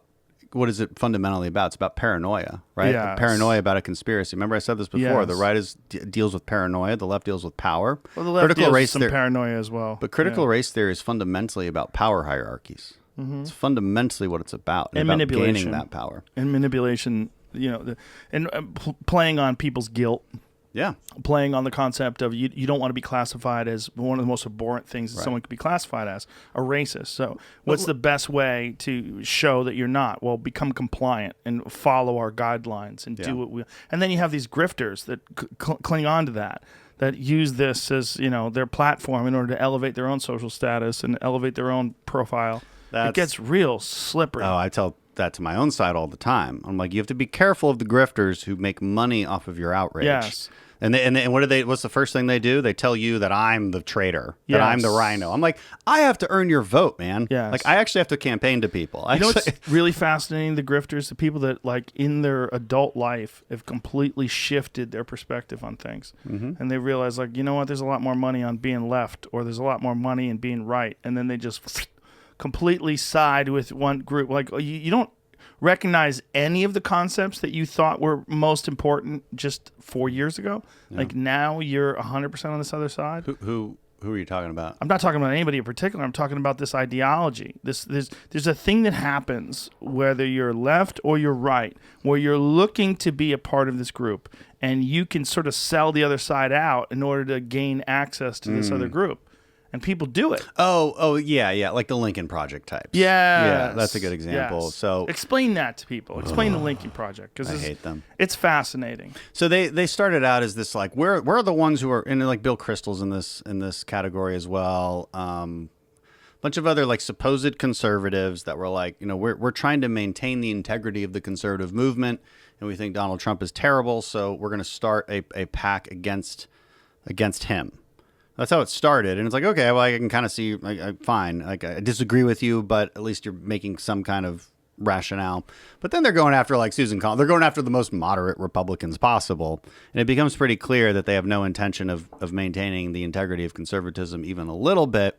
They've just found out that all their dollars come from liberal donors, and they need to keep perpetuating those mantras, those slogans, those things that shifted. Yeah, they just totally shift. They did totally sell out the principles they supposedly stood for, and frankly, they've fallen off pretty quickly. What were the principles they initially proposed? It was I don't follow them that closely, but they usually use platitudes like the integrity of the office, just the sense of dignity, right? So. They're careful not to adhere to certain policy positions, because then you can call them on it, right? It's always about dignity and integrity. But there was also a fascinating aspect of it, is that after the election was over, they wanted to attack the people that were supporters of Trump. Yep. And then make lists. They want to keep going. They wanted to make lists. It never stops. Yeah, but it was also like punish those people. Yeah. And this was something that came out, like, whenever someone says, I want to make a list of people, like, hey. It's a little like fascism. Yeah, you're getting dangerous here. This is a weird thing you're doing. The biggest lie of this century is that there's this, like, American right-wing fascism. The only fascism I see is, well, I mean, the most blatant example is the Antifa crazies who deliberately engage in fascist tactics to implement their little form of utopia. But also, like, what we're talking about in Georgia, all these woke corporations engaging in what they're engaging in, this is fascism, this forced conformity. Yes. Like, and fascism, there's lots of kind of definitions. Everybody says, well, it means Hitler. Well, what's the classic definition of fascism? Let's put it on Wikipedia, and I'll kind of extract from that, because I was looking at it earlier today. I knew we'd talk about this. But a lot of it has to do with the forced compliance. It's mostly, compulsory. Here it is. Conformity. Fascism is a form of far right. I don't know why they call it that. Because authoritarian, that's the big lie of the century. Ultranationalism characterized by dictatorial power, forcible suppression of opposition, and strong regimentation of society and the economy. And of the economy, which came to prominence during the early 20th century Europe. We'll stick with this definition for a second. And isn't there another definition? Though? Here's a better definition. Well, there's whole books written about it, and it's. Well, hold on. A political philosophy, movement, or regime such as that of the fascists that exalts nation and often race above the individual, and stands for a centralized autocratic government headed by a dictatorial leader severe economic and social regimentation and forcible suppression of opposition. Okay, forcible suppression of opposition is the way most people can think of. Well, it's what most people think of when they think of fascism. Is the forcible suppression of opposition. That makes more sense. And I think that's the correct way. Look, because And these then definitions two. gets very specific about. Look at the second one. They make it about race. Yeah, but that was only that other one. That other one, which is like, that seemed more cultural and seemed more current. Yeah, the second one looks more like just a basic definition of authoritarianism to me. A tendency toward the or actual exercise of strong autocratic or dictatorial control. I tend to like the first definition here. It says, because it says often race, but not necessarily, and that's important Right. because it's not necessarily race. Like Right. Mussolini's fascism was not centered around Right. race. Hitler's was. But severe And I don't- economic and social regimentation and forcible suppression of opposition is exactly what we're talking That about. sounds to me exactly like the extreme left right now. But And- what and gets tricky is when they're calling it right wing. they do because but again that other definition is rude. It's wrong. I mean, it's if you're a person Right. that is it's not right very wing sophisticated. Europe. It's right wing Europe, and that's the Yes. part they leave out. Well- Because there's a big difference between the right wing of America and the right wing of Europe. The right wing of Europe does tend to be hyper nationalistic in an ethno nationalistic way, and that's what they're feeding upon. And so they say, well, you're on the right wing of the spectrum here, so you must be the same thing. And now, of course, that just ignores basic facts and a basic sense of history and geography. But that's what they're doing. And if you're actually being objective about the definition of fascism, and let's use that definition, what you're seeing is in this sort of unholy alliance between CEOs, education institutions, Hollywood, late night comedy. It is a forced conformity. Cancel culture is a tool in that forced conformity. And so this is what we have to be awake to, in my opinion. That's what's happening surrounding this sort of this dispute around the Georgia voter laws. Now, they're choosing that battleground because Georgia is a swing state, because it's politically expedient for them to choose that battleground. And also, I think these CEOs are just really afraid of like 1,000 Twitter comments. Now, you and I see that, and we're like, that doesn't mean anything. I trend on Twitter once a week. Like, well, who cares? It's not a big deal. But for them, that's everything. Now, that's me being kind to them. I think in their boardrooms, When are they going to get past that? I don't know. I mean, it's ridiculous. You have 300 million people in this country. If 200 people get angry at you, they're willing to change policy. They do. And like my goal is we're fighting back now. Like I was I don't know how much you follow me on social media, but I was hitting this one really hard all week. I'm like, we will not stand by and watch this anymore. You're going to feel pain when you jump into the political arena from now on. So that's my message to them. How are you going to do that? Well, just whether it's public pressure. In Georgia, by the way, the last thing they did in the state legislature in this last week was remove the tax break that they'd given Delta Airlines. So now it's getting serious. And like, do I like legislative action for political speech? No, I don't. I don't like where this is going, but I hope that sends a message. You need to stop this. You need to stop taking such a deliberate side in the culture wars. It's one thing to lobby for your company's, look, hey, this bill affects my company's bottom line. I mean, look, you need to know this because now I have to lay off 100,000 people. That's a perfectly fine. I think that needs to happen. And there's of course, but if you're going to come into the political arena the way they are in such an extravagant fashion, well, now you're in it. And we're noticed. And you know what? Two can play at this game. Right, but that's the problem. It's only one's been playing at this game. Only one has been, and that is not the case anymore. Well, that's where it gets dangerous, right? And that's where where you have a really big problem is that one side has been manipulating this narrative, and making people abhorrent and racist and fascist and whatever it is if you don't agree with them, and hoping and praying that people don't look into the actual bill or the actual legislation and look at the facts of whatever you're discussing. Instead, just go by the narrative. The narrative is this is racist, or this is fascist, or this is nationalistic. It's dangerous because of this or that. And without people actually examining all the different parts of the bill or parts of the legislation and discussing it. And I hate that. And both sides do that. Now, I think the left does it in a much more disingenuous and malevolent way. Because, I mean, to call me a racist is a really big deal. You think I'm racist because I'm for voter ID? That's a really big. You think I'm for Jim Crow laws because I'm for voter ID? Well, explain what actual Jim Crow laws were. That's where it gets really weird. That's like state sanctioned segregation. Yes. You know, I mean, State-sanctioned, like clear. Well, I mean, like keeping people, Yes. like literally forcibly keeping people away from voting. I mean, there's a really bad history there. You can't ignore that, but it doesn't exist now. But you can't equate the two It's insane. because it's rude. It's not. And to call somebody that is such an extravagant form of insult. You know, so and when we do, and this is why I try to go a few layers deep when I argue for why I voted against a bill. You know, I do these kind of here's the truth videos on my Instagram, and they're on YouTube and everything. But you know, just why did I vote against it? Because it's easy to say the talking point, like, well, it would reduce jobs, right? It would reduce investment in jobs, and you know, and et cetera, et cetera. But people want to know why. People generally want to know that next layer of reasoning. It's easy to provide that for them, and so I do. And the Democrats tend not to, and they're very good at singling in on and focusing in on that emotional, just that heartstring, and they're tugging on it. Because to call somebody a racist is an extreme statement. Is there anyone on the left that's pushing back against this concept that the Georgia law, that this idea that's being passed is negative? Is there anybody that's saying, "Hey, let's look at what this is"? Like this is not nothing. I mean, I'm not saying it doesn't exist. I'm just saying because there's a compliance. Because they yeah. Well, I mean, what would be their incentive? Right. I mean, one of the Democrats I like are all out of Congress now.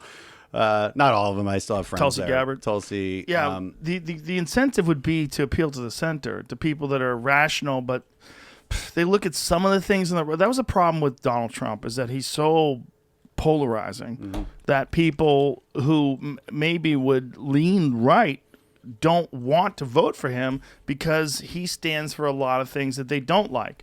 And they like and then when you style. add, They didn't like the style. not just that, the Capitol Hill insurgents. Well, I mean, but that was before the vote. Right, I mean, after the vote. Right, but it epitomizes what their opposition is. Yeah. Is that he's saying go there and have a strong presence, and then you get these QAnon fuckheads, and they burst through and take pictures with their feet up on Nancy Pelosi's office. Yeah, I was really pissed off about that. I mean, I anybody who follows me knows how strongly I was pissed off about it. But yeah, well, you should be. Everybody should be. The style argument is, I mean, you're absolutely right. I'm not going to run from that statement. Look, 40,000 people in my district voted for me and not for President Trump. Yeah. 40,000. That's a lot. That's a lot. Well, you're a reasonable guy. About 13, 14%. That's what a lot of people on the right are looking for. They're looking for a reasonable person who has their shared beliefs, but who's not a rude person, and also a person that they can identify with or support, because that person they represent hard work and conservative values, but also like a unity of the United States. My sense is that people generally, if I'm going to categorize them, people don't like to be categorized or labeled, and you're one of them, and most people are like that. But just for the sense of political science that I kind of I engage in daily, I tend to. All right, and it kind of gets me in trouble sometimes. People are like, "Well, I don't believe exactly that," and I'm like, "I'm not saying you do. You don't have to. I'm speaking in the aggregate. I realize there's a spectrum, but my sense from these past elections is that America's a center-right country, because Republicans won pretty handedly in the House, and I think we're on track to do pretty well in 2022, especially with the Democrats proposing the things they're proposing. Well, what do you think is the problem? Is the reason why they don't win across the board? Is it the candidates themselves? Candidates mean a lot. We had a lot of good candidates this time around, and look, people generally agreed with Trump on the issues, and you can look at the polling on this before the election. He would win on the issues all the time, and then he would lose on characteristics. Do you think if the pandemic didn't take place, he would have won? Yeah, probably. Because the economy would probably be booming. Yeah, it'd be really hard to beat him without the pandemic. The pandemic was not a good thing. Who the fuck is going to survive that? Because when you're a politician, as the country goes, so goes your polling or the way people feel about you. Yeah. No, it got in his head, people punish you unfairly or unfairly for any given externality that might happen, And there was he was, I think, unfairly treated. I was a big defender of Trump's policies during the pandemic. Now, that's different from his press conferences. I think one of the reasons he lost popularity was because of those press conferences that eventually stopped. But they didn't work for people. People didn't like him. Now, I see past it because I'm not an emotional guy. Like I've never seen Trump in this emotional light. I'm not, I just don't. So I look at what is his administration doing and what's he really saying? That's what I look at. And I think it was entirely defensible. And I defended it vehemently throughout the past year because I'm very much against lockdowns. I'm very much against mandates. I think the federal government did exactly what it should have done, which is invest a lot of money into helping or at least creating a customer base for vaccines, create a PPE distribution network, help people get free healthcare for COVID. Did exactly what it should have done. That's about all you can do. There were so many people that were like, Donald Trump's responsible for 500,000 people being dead. That's such an insane statement. It's so insane, but so prevalent. And look at every single COVID graph of a trend of infections or even death rates, however you want to splice it, and then compare it to lockdown states versus non-lockdown states. Compare it to lockdown countries versus non-lockdown countries. Everybody ends up in the same place. This is a thing that we have to deal with, or better. That's what's really uncomfortable for people when you look at Florida. Now, is there an issue going on right now in Florida where cases are on the rise because of the Brazilian variant? Is that true? I'm not following it exactly. And I feel like I don't want to get fact checked on it. You know who I saw that from today? I do know Texas continues to decline rapidly. Yeah, it does.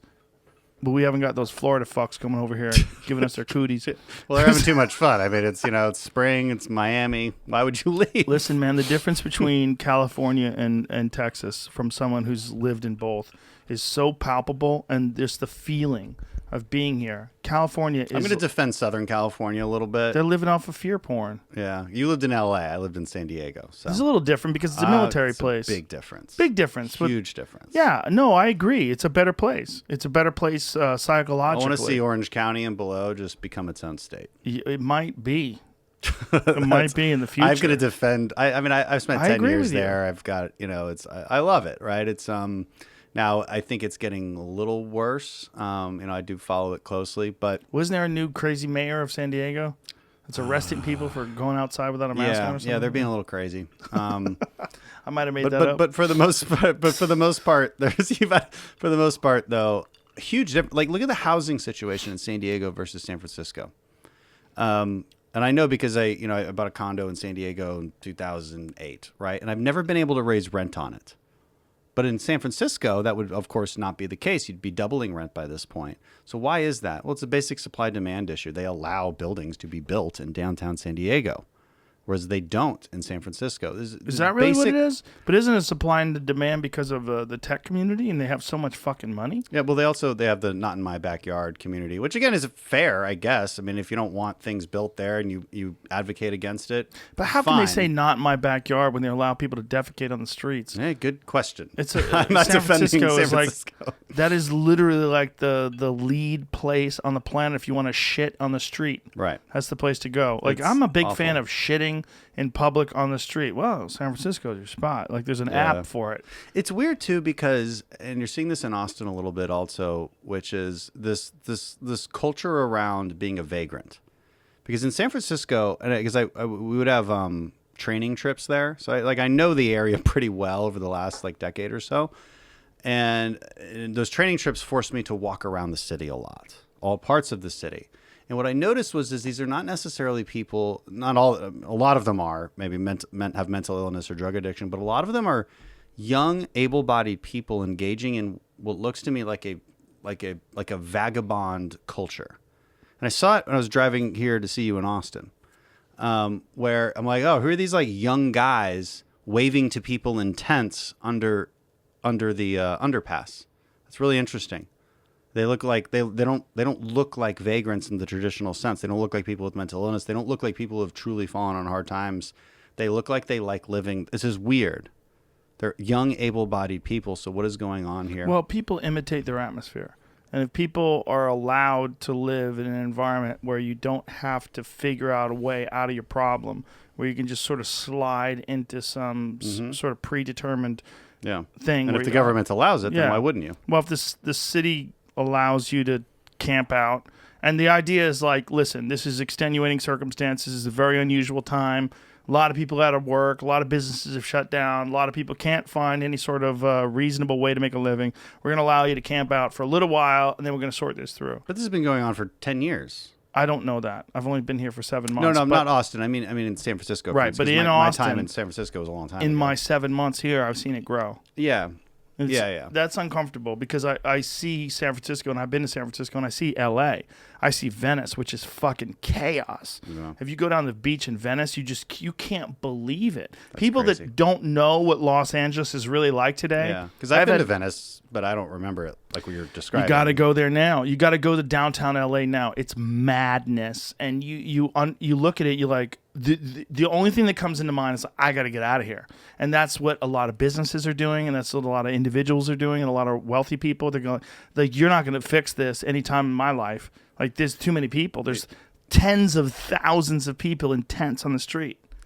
That's real. That's a real number. The exodus is real too, and that existed in San Diego to an extent. Much less. It's much less, and it's embodied in like the eastern part of downtown. I have friends that would say, I don't want to live in San Diego because it's too conservative. I'm like, that's why it's so clean. Jesus. And they'd be it's like not conservative. But it is. Like, it is conservative relatively compared to Los Angeles. And they were like, oh, they're rough with pot. I'm like, come on, man. Really? Just hide it. No, they're not. Smoke in your fucking apartment. Don't smoke on the street. But What an LA, absurd statement. that's the kind of people I'm rolling with. But when they would go down to San Diego, they would worry about being busted with pot. That San Diego was more Republican. It was more conservative. I'm like, but you go there. There's like more to life than being busted with pot too, isn't there? Sometimes. Like quality of Depends living. on if you're a pot junkie.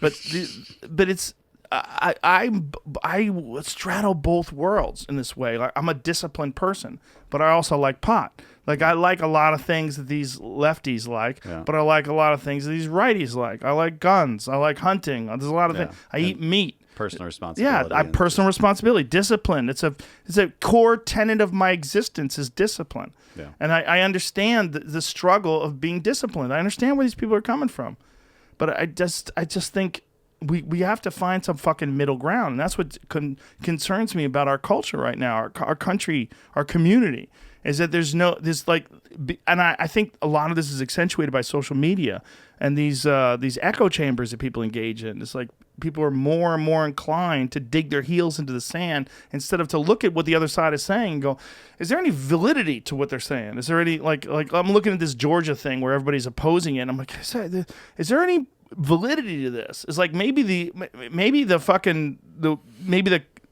if there is some sort of a compromise, maybe that compromise is like, let's help people get IDs.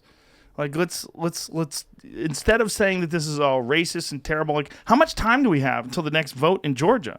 Can't we like have some community outreach program where we help people get IDs? Isn't that better? Look, I have a lot of trouble understanding the left's intentions when it comes to the election stuff. I know we've kind of beaten that dead horse. Yeah, but it's spooky. It's spooky to me because I'm like, why is this the one thing you don't want regulated? Because like every other aspect of life, you want ultra regulated. Why is this the one thing where you want like no rules on it? Yeah. That seems strange to me, and it makes me feel like you want to cheat.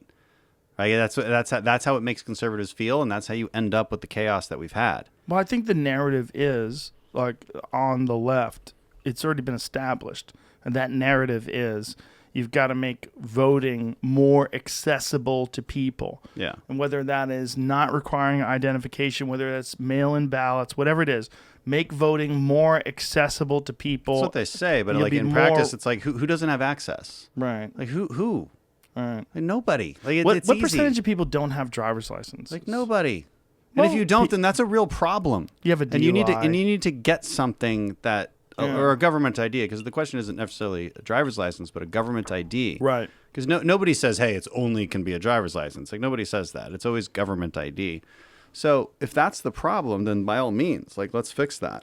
Well, there's a suspicion. Like, people have suspicion about the government. Like, there's a lot of people that don't want to get the vaccine because they're worried about the government. Mm-hmm. That's also that exists in minority communities and in more poor communities. What are your thoughts about this vaccine passport concept?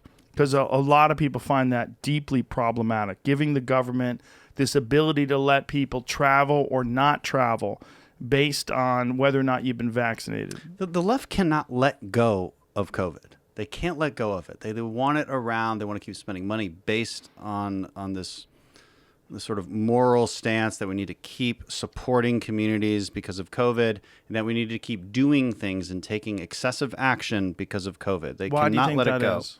Because they love collectivism and they love centralized control of the economy and society. I recall a definition we were looking at earlier, which sort of sounds like indicates that. fascism. I always distinguish between liberals and progressives on this one. Okay, I think there should be an alliance between real liberals and conservatives in the future, and that's how we're going to solve problems.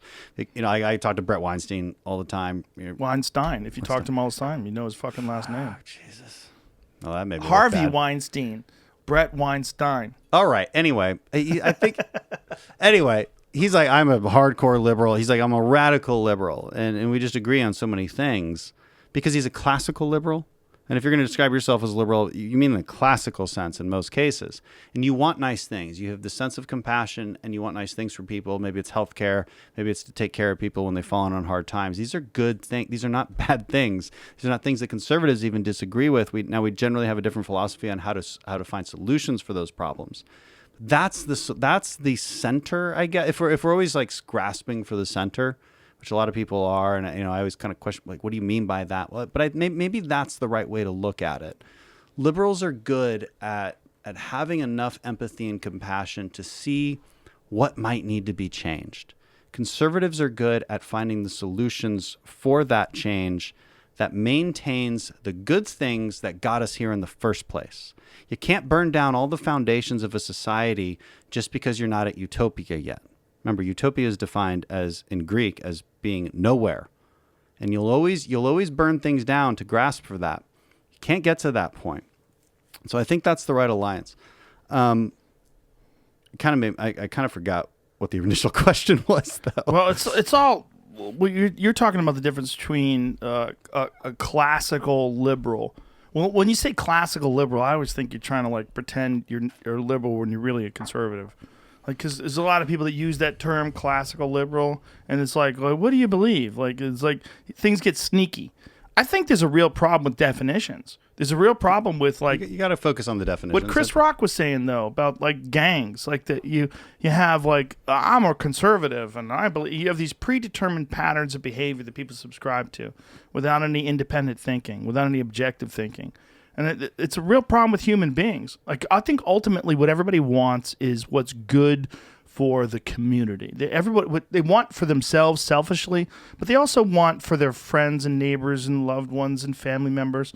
They want what's good for everybody, but they can't agree in what is good for everybody. And then when people don't have, they look at people who do have, and they go, well, how the fuck do they have? And then some grifter will come along, and they have because they've taken from you. Mm-hmm. And therein lies the problem. Because if you're not educated, or if you haven't like deeply researched the ideas, especially with an objective perspective, you can sort of believe a lot of these grifters, a lot of these people that come along, and they say crazy shit like tax the rich or eat the rich, and like, oh, Jesus Christ. How did they get rich? You would not taste good. Did they get rich from stealing, or did they get rich from discipline and hard work and decades in the trenches? So because you're dealing with two very different things. Well, classically liberal philosophy would ask that question because there's a sense of justice involved with any question. And that sense of justice is, did somebody infringe on your rights? And what are rights? Well, life, liberty, property, generally speaking, in the classical sense. Now you can go further back in time before classic Enlightenment principles came about in the 18th century. But then you're dealing with feudalism. Then you're dealing with tribalism. Then you're dealing with what I think a lot on the left want to bring us back to, this sort of subjugating people into different identities and hierarchies based on those identities. That's a really bad place to be. They want to bring us back to that moment in history. What the Enlightenment period did was say, look, you can keep dividing people up all day long. Eventually, you just get to an individual. So maybe we should look at how individuals act and then have a really rational structure about how we define incentives and how we define justice. Injustice should be defined as somebody infringing, person A infringing on the rights of person B. Yes. Or person A, making it in a hierarchy for unworthy reasons, something other than a meritocracy. That would be an injustice. Now, I know you said that the left is fascinated by COVID or obsessed with COVID, but we didn't really cover it. Like, Oh, what do you sorry, think that was about the this original question. COVID I got really passport? philosophical, and No, then it's okay. That was the original question. Well, what do you Well, think it's about- obviously a bad idea. It's not, and it's obviously a bad idea because like and a lot of the well-intentioned people on the left tend to they're well-intentioned, but they do tend to live like they're still in grad school. And I know because I went to Harvard in a policy school. I went to the Harvard Kennedy School after the military. And there's an infatuation with being able to design the perfect policy on paper. Now, that's the first step, of course. Now, the second step is how do you implement it? And also, again, whose rights are you infringing on when you implement these things? These are the questions they don't ask. This is what a conservative always asks. Again, when I talk about how to solve problems through a framework of limiting principles, this is what I mean. You have to ask these questions. And so what is the practicality of this? And it's not practical at all, frankly, depending on what they mean by a COVID passport also. I mean, maybe we should define that first. But it's one thing to ask people like, hey, I don't know, wear a green bracelet if you already got the vaccine and you've already had COVID or both or either or.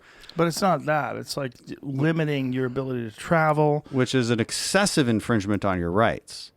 And also, is it really even scientific, given the trends that we're seeing? I mean, no matter how you approach this question, it seems like a really bad idea. When you say, is it even scientific, what do you mean by that? Meaning, we've been traveling for a year without vaccines. In a limited aspect. Some people have I travel a lot. Limited capacity. Yeah. I mean, it's somewhat limited. Well, no, if you look at the airline trends, it's severely limited. Fairly, yeah. I spent a lot of time at airports over the last year. Well, you do, but that's but I know personal. I know how crowded they are every time I'm there, and yeah, there was definitely a time period where there were ghost towns, but that hasn't been the case for many. But it's many still months. not even 50% of what it was a year ago, or a year and a half ago. I should say. I don't know the exact numbers. I don't know what it is either. I just know that we've been living with it, just like you have to live with a pandemic because you don't have a choice. Here's a big difference. Maybe everything boils down to this difference. The right believes, look, you don't have a choice. You got to make the best of it. You got to keep living. You got to mitigate risk where you can, but you can't mitigate risk at the expense of everything else. And the left says, no. You have to mitigate risk at the expense of everything else. No cost is too high because if it just saves one life. This is the fundamental difference. The problem they don't take into account is it costs a lot of lives. It costs a lot of lives through suicide, depression, drug addiction. There's a lot of people. The schools closing has been excessively bad, and there's no science to indicate that this is what our kids need. I have a friend who lives in Nevada, and their community was ravaged by suicide with young kids. And they're devastated by it, and they're trying to figure out there's a massive escalation of suicides in high school age kids because of the pandemic and the lockdown. You have a higher chance of dying from the flu if you're under 20 years old. Why doesn't Dr. Fauci ever say that? Why does he go, hey, you could die if you're 14. You could. Yes, you could. But you have to contextualize the information you're giving. This is why America's lost trust in their public health officials, because they never contextualize anything. They never give you the probability of risk. Which is crazy. Fauci, in the beginning of the pandemic, when he said you don't need to wear a mask, and then changed it. But he said the reason why he said that is because he wanted the first responders and all these different healthcare professionals. He should have said that at the beginning. It was a real weird thing because once you lie about that publicly because you're doing it for the greater good of all the people, then they're going to go, well, what are you saying now? And why are you saying that now? And then like when Rand Paul confronted him and said, why are you wearing 2 masks when you've been vaccinated? Isn't this theater? Yeah. And you could see he's right. He is right. And you could see the panic in it. And also the saying to people, give them an incentive to get vaccinated. Say if you get vaccinated, don't make it COVID passports be the incentive. Right. Say you don't have to wear fucking 2 masks. You've been vaccinated. Like, you have immunity. Why are you wearing 2 masks? Isn't this theater? Like, Rand Paul's done some really interesting And he's a things. doctor, by the way. He is a doctor. Well, he's an ophthalmologist, but I mean, he's not he's not a specialist in infectious diseases. But, No, but he knows enough about it, and the way he's saying it is not illogical. He's not making any it's not errors. illogical at all. No, and he's also a guy who's got COVID, as are you. You know, and it's a real confusing thing because you're dealing with something that, for the most part, most people, other than people who are obese or with pre-existing morbidities, you know, like I think the average of people who died from COVID, it's 2.6. It might even be higher now. 2.6 comorbidities, which is a lot. And also the average age is, I believe it's over 78. I want to say that's for about people who correct. die. And, you know, we're not discounting people that have long-term issues with it. But we're also, I mean, this is something me as a person who has literally dedicated most of my life to fitness and health and wellness. It's infuriating to me that you don't take into account that a healthy body can deal with this. And that a healthy body can, like, your immune system works. It's a real thing. You know, and this idea that there's nothing you can do other than, like, put 3 masks on and hide. That's not true.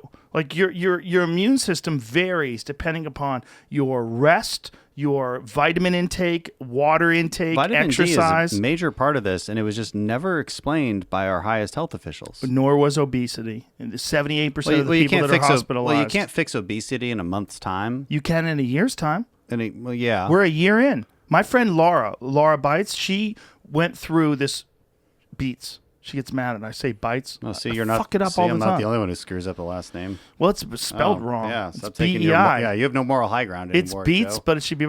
Anyway, she's fucking hilarious, and she was on here last week, and she realized at the height of the pandemic that at the beginning of it that most of the people that were dying or that were hospitalized were obese. So she lost 40 pounds.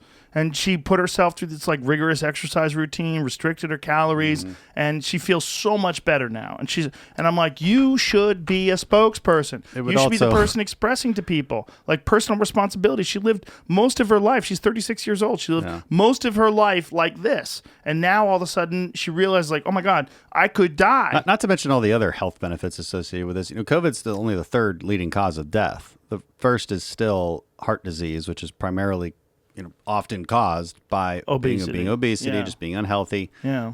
Then cancer, then COVID. So And look, cancer also, a lot of it is caused by inflammation, obesity, poor diet choices. everything causes a lot of cancer, things. but this whiskey causes cancer. No, this whiskey's good for you. That's probably true. But, like, we talk about healthcare. Well, how do you solve the healthcare problem? People just need to be healthier. We have one of the most obese countries in the world. That's a fact. And it causes a lot of our healthcare problems. It's one of the reasons that our healthcare is so expensive. Yeah. And our insurance is so expensive because you do have, when you paying that premium, you do have to accommodate for a lot of people who use healthcare way, way more than you do. Right. Well, that's why people have looked at the morbidity cases in terms of percentages with America versus other parts of the world. And the other parts of the world where people are generally more active and thinner, you have better results. And that's just, and even places where people are poor, like Egypt and Nigeria, they have a much lower. African countries have done really well with Yes. COVID. Asian countries. Yes. Now, there's a few reasons that the theories, at least, is why that might be the case. In Asia, they're dealing with SARS and coronaviruses all the time. Their immunities are probably well built up against it. Right. I've seen studies in Japan, because Japan wasn't hit hard, but I've seen studies in Japan where, you know, well over half of the people tested had antibodies.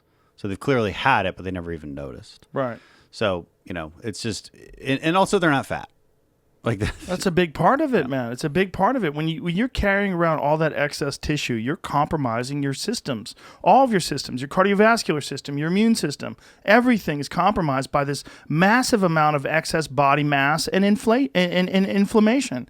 You're dealing with a lot of different issues that compromise your health. Yeah, but it's, you know, it's mean and It's incompassionate if you tell people to Exactly. work out. Even in schools, I mean, you look at videos from the 1950s of gym classes, and it's pretty hardcore.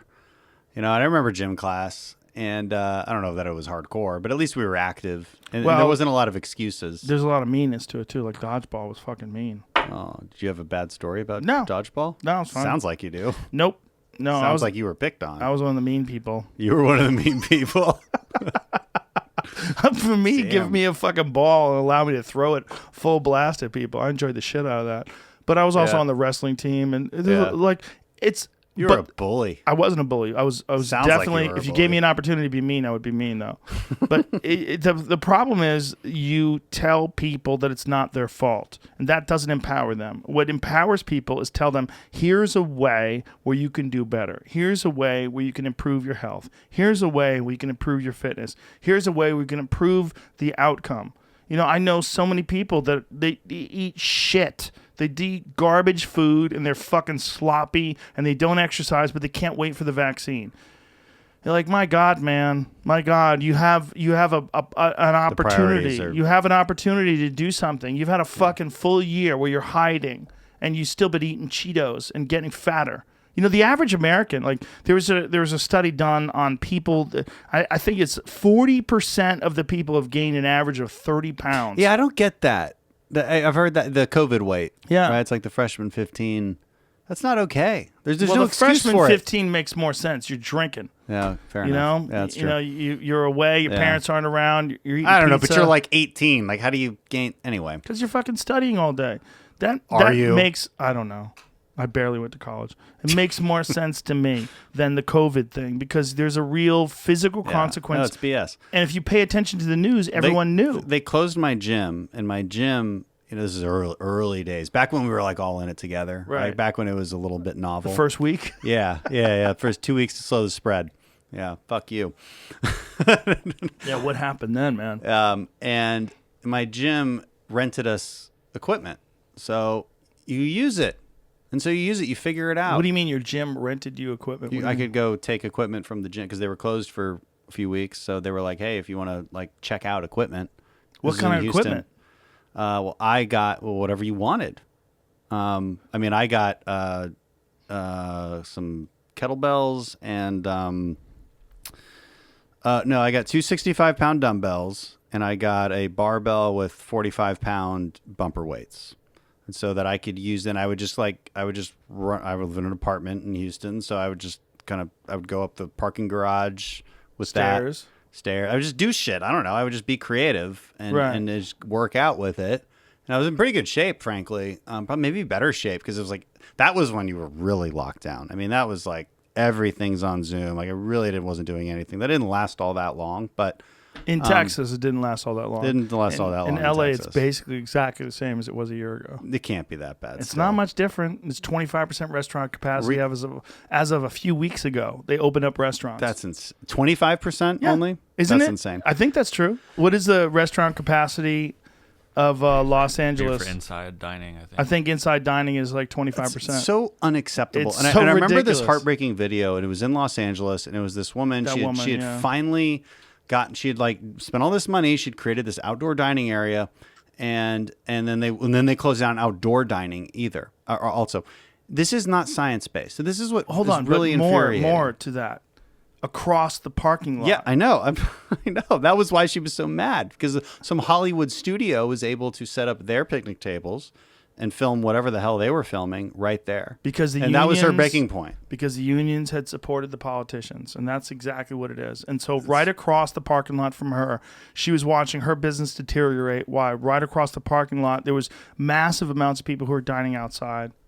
And it's horrific. And that lady was It's crying. so awful. And yeah, I mean, Gavin Newsom should be recalled. I hope that movement works out for whoever's pushing it. well, I mean, he that, certainly made all the mistakes that you can make to get recalled. The dining outside is a big one.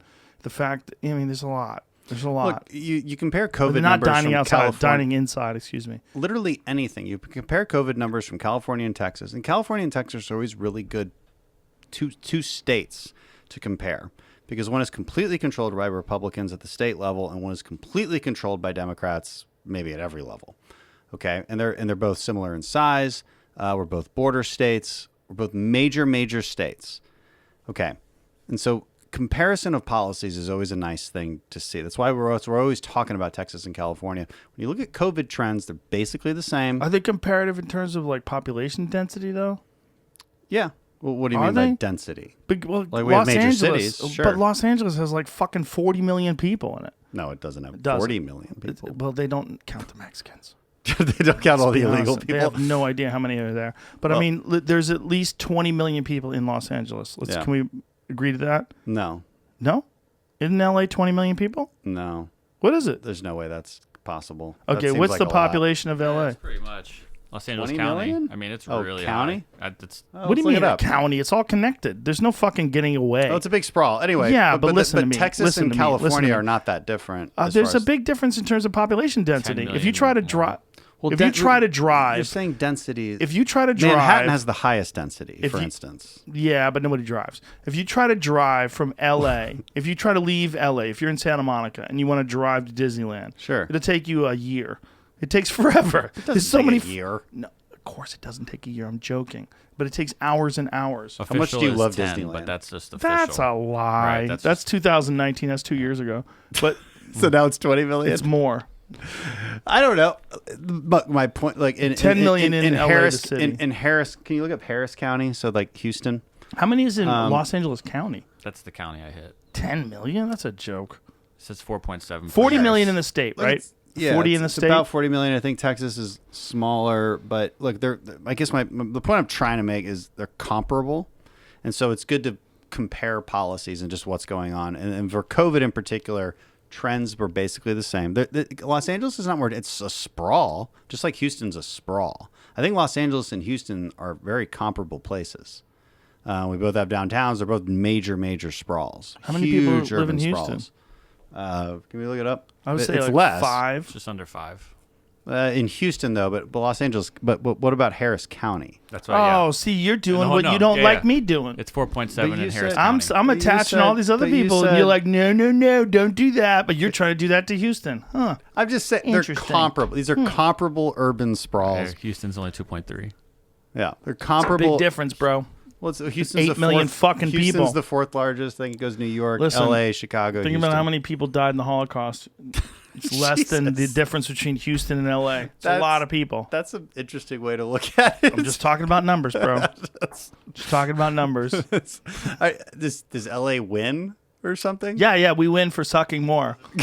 Like this. LA wins. LA wins for having more fucking humans.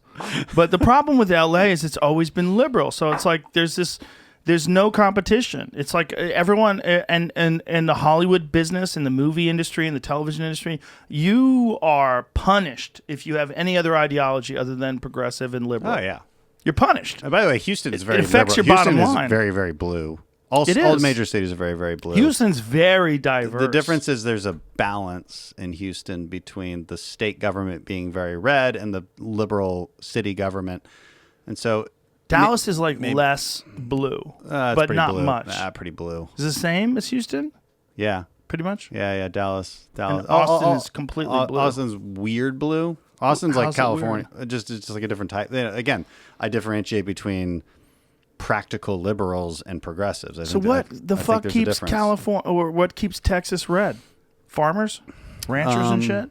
Well, first of all, I mean, it's not like everybody's blue inside Harris County, of course. I mean, I win, and I'm only in Harris County. My district is an urban suburban district, and I win by 13, 14 points. Well, that's So- what I think we need is more people like you. More Yeah, people I who agree, are Joe. Thank rational you very much for saying that. Republicans. They're not mean-spirited ideologists. You're just a fucking rational person who makes a lot of sense. I think we need people who listen to what the left want. Like, again, like they want some kind of change, and you gotta listen to it, because a lot of times it's expressed in a very emotional way. And maybe it's healthcare, and healthcare is just a great example, because it's like, yes, maybe we should get people access to better healthcare.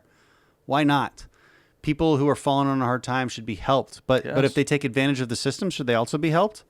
no, Of course not. They should be punished. Grifters should be punished. People want a better life, so should they be able to process themselves through our immigration system? Yes.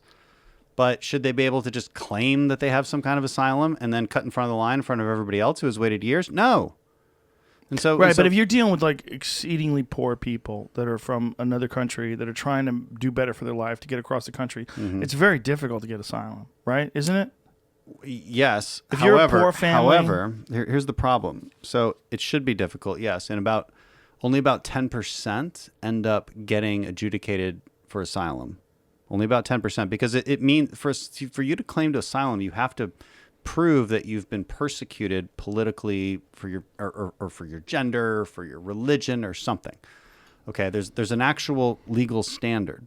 And in the end, only about, especially from these Northern Triangle countries, Guatemala, Honduras, El Salvador, only about 10 to 15% end up making that cut. Now, if you're coming from Ethiopia, I bet that percentage goes a little higher. Okay, but what if you're a person that lives in Mexico? Or Syria. If you're a person that lives in Mexico and maybe you're not persecuted, but you want to do better for your family, and you go, United States is a lot more. Yeah. There's a lot more possibilities. There's a lot more opportunity. And so what they end up doing is they go and they say, "Well, I'm claiming asylum. I'm running away from violence and political persecution." They know what to say. They have notes even. Right, but outside of asylum, what are their other options? The normal immigration process. What is that process? Like if you're a person who's like, it's hard. A poor person who lives in Mexico. It's hard because there's tens and tens of millions, hundreds of millions of people who would want to apply for it. So you have to have a system. All You have to around have a the world. line all around the world. And so the question is, you cannot advantage somebody just because they have the geographic advantage of being able to walk across our border. It's not fair to the rest of the world. If our moral high ground is sustained because we believe that people who have who are being persecuted truly have a right to come into our country, and we do believe that it's within our laws, then you have to make it fair for everybody, and you can't clog up the system for people who are clearly taking advantage of it. Look, 2 years ago when this crisis was happening, because it bubbles up every once in a while when they think they can get away with it. And I went, and because I speak Spanish, I was able to talk to a whole line of migrants that was there right at the Texas border. I talked to some families from Guatemala, and like I said it like that. asked them why they're there, and they said, well, and they give their line like, well, we're fleeing like poverty. I mean, it sucks. They're basically like, it really sucks down there.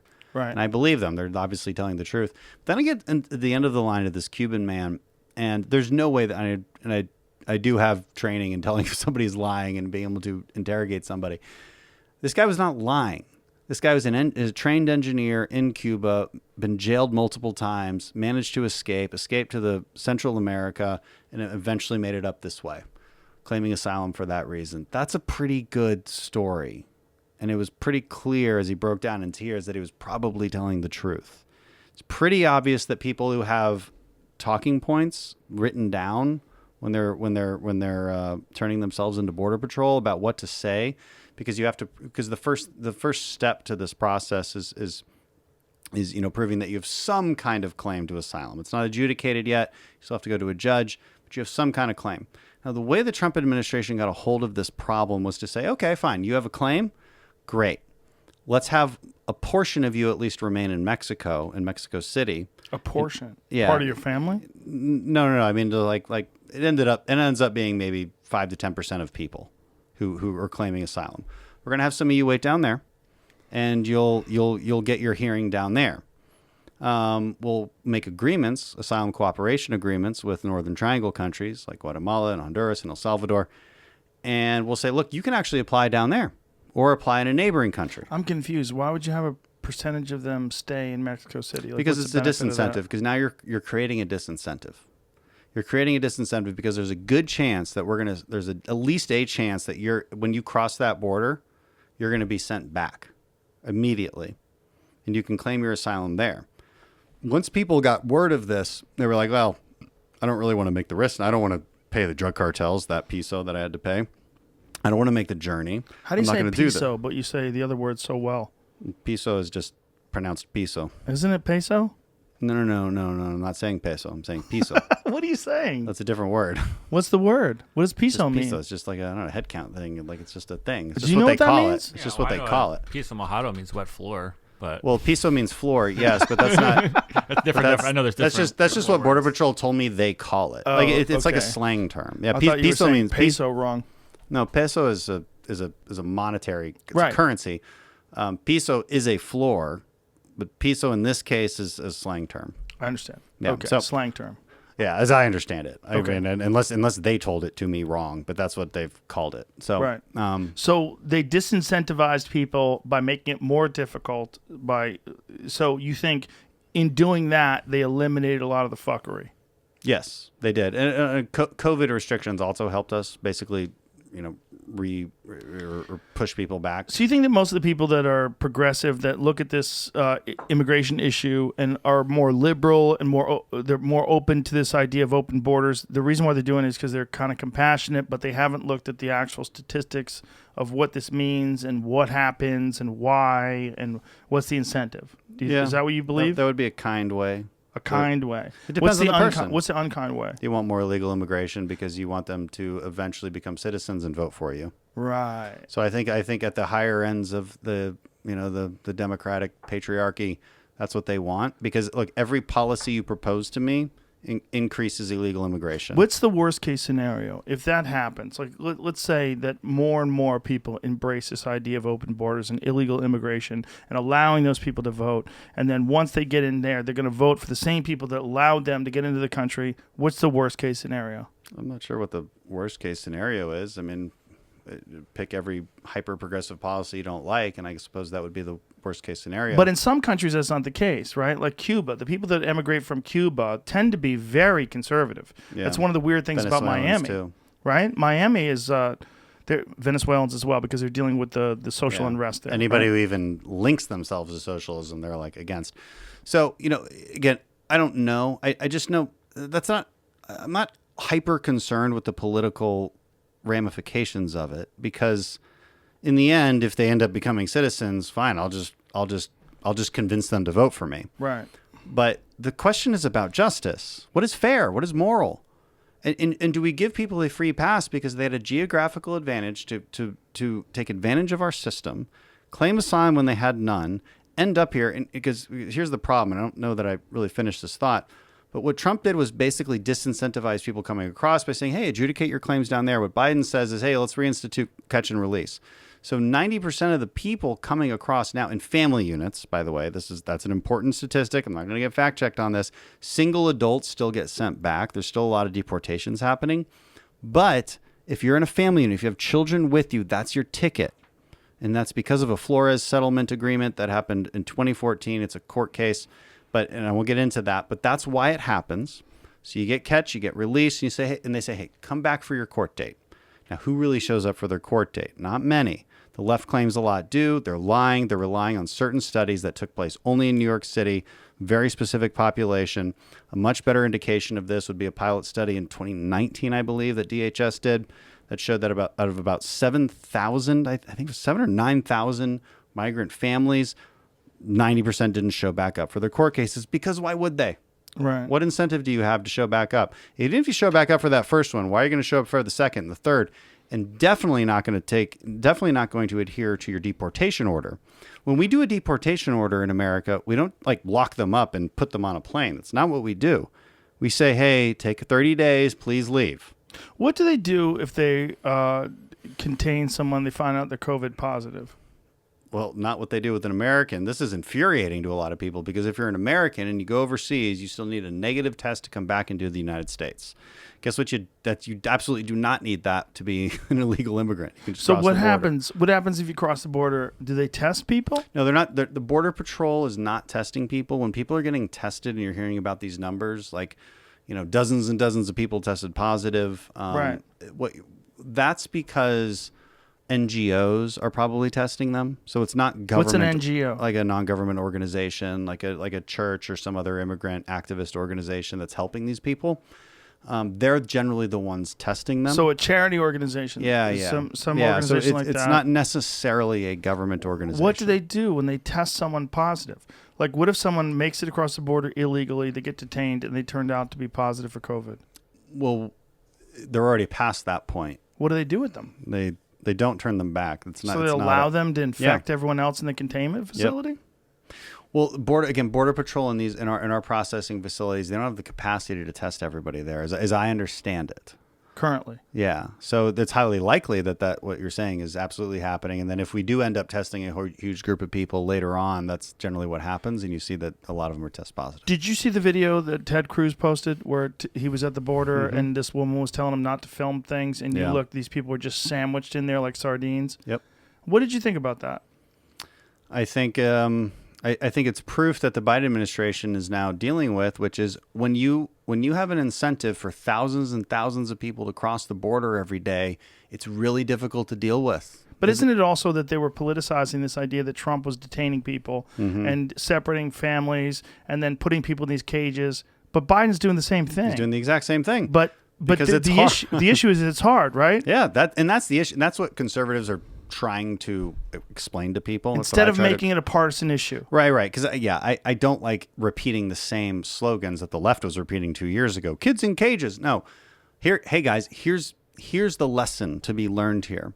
We have a rule of law. We have a process. You have to adhere to the process. If you don't, then you're doing a disservice to the American people and their sense of sovereignty. Not only that, but you're doing a disservice to legal immigrants who are trying to do it the right way. This is unfair on all levels. You remember when Obama was talking about this? Obama was talking about this when he was running for president. They used to be very pro border security. It's a crazy video when you watch. You can make them debate it. each other on their clips. Yeah, it's like Obama sounds like a Republican when he's talking about the rule of law. I can find Chuck Schumer doing the same thing.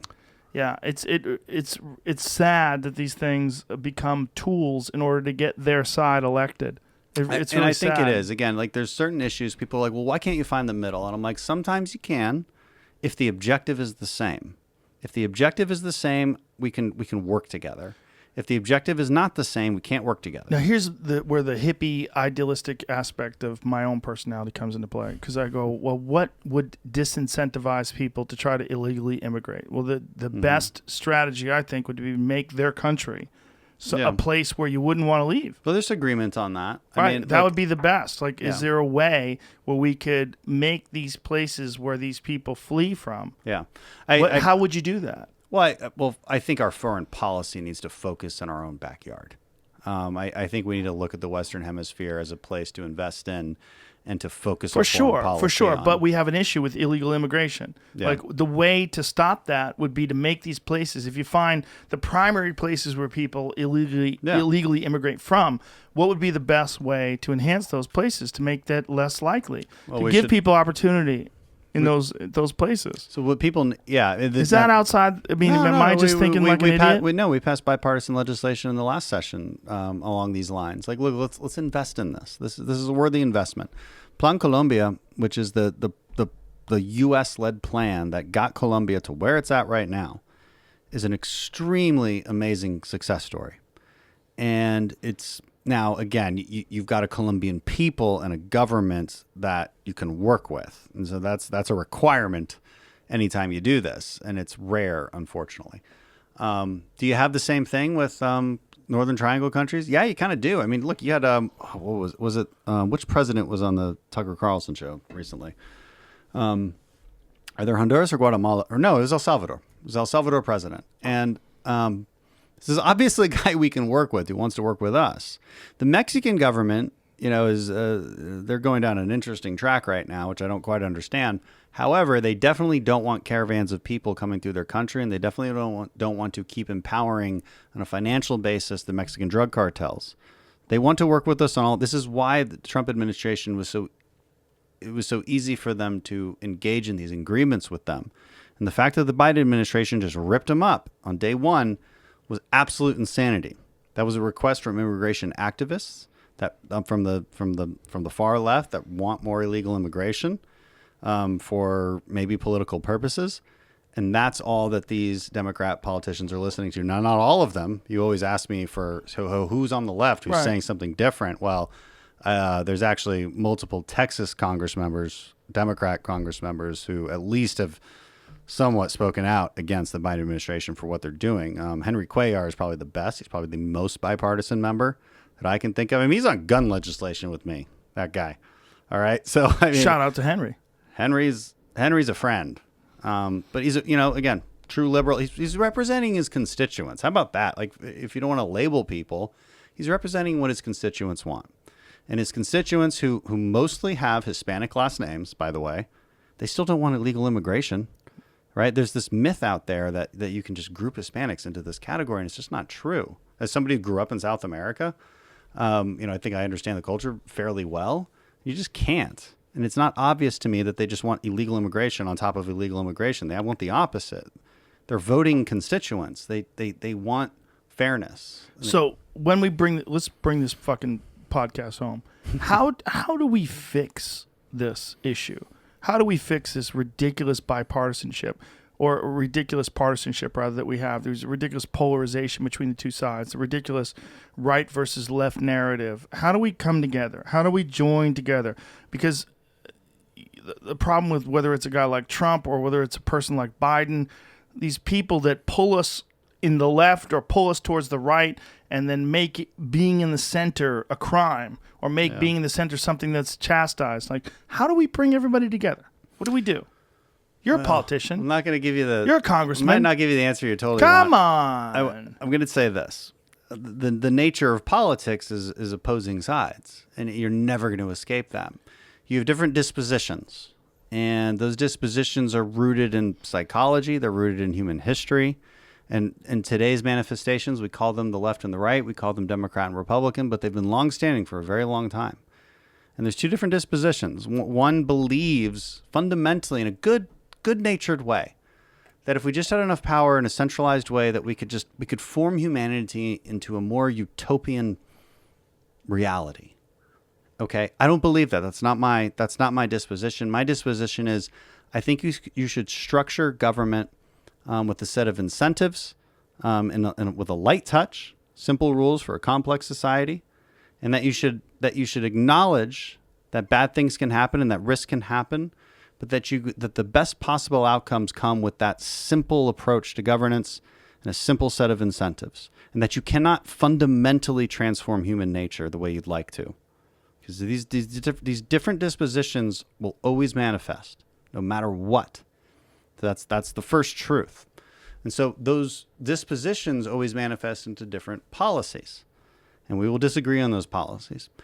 And it's not clear what the center is necessarily. All right, there's people who have like left-leaning tendencies and some right-leaning tendencies. Maybe they claim that they're, fiscally conservative but socially liberal. It's something you hear a lot. That doesn't actually turn out in the data that the way I would like it to, because I don't know how to like campaign to that group necessarily. They're not a base that you can rely on for voting. Okay, they're just people with different ideas. Now, sometimes they have different ideas because they just don't know all of the facts, and sometimes they just legitimately do know all the facts and they just legitimately have different ideas. Either way, I don't know how to differentiate, and so it's very difficult for a politician to rely on that as a voting base. You're always going to have your voting bases. These are some truths that you cannot escape. And then another one would be, it's very hard to define the middle. None of this is bad.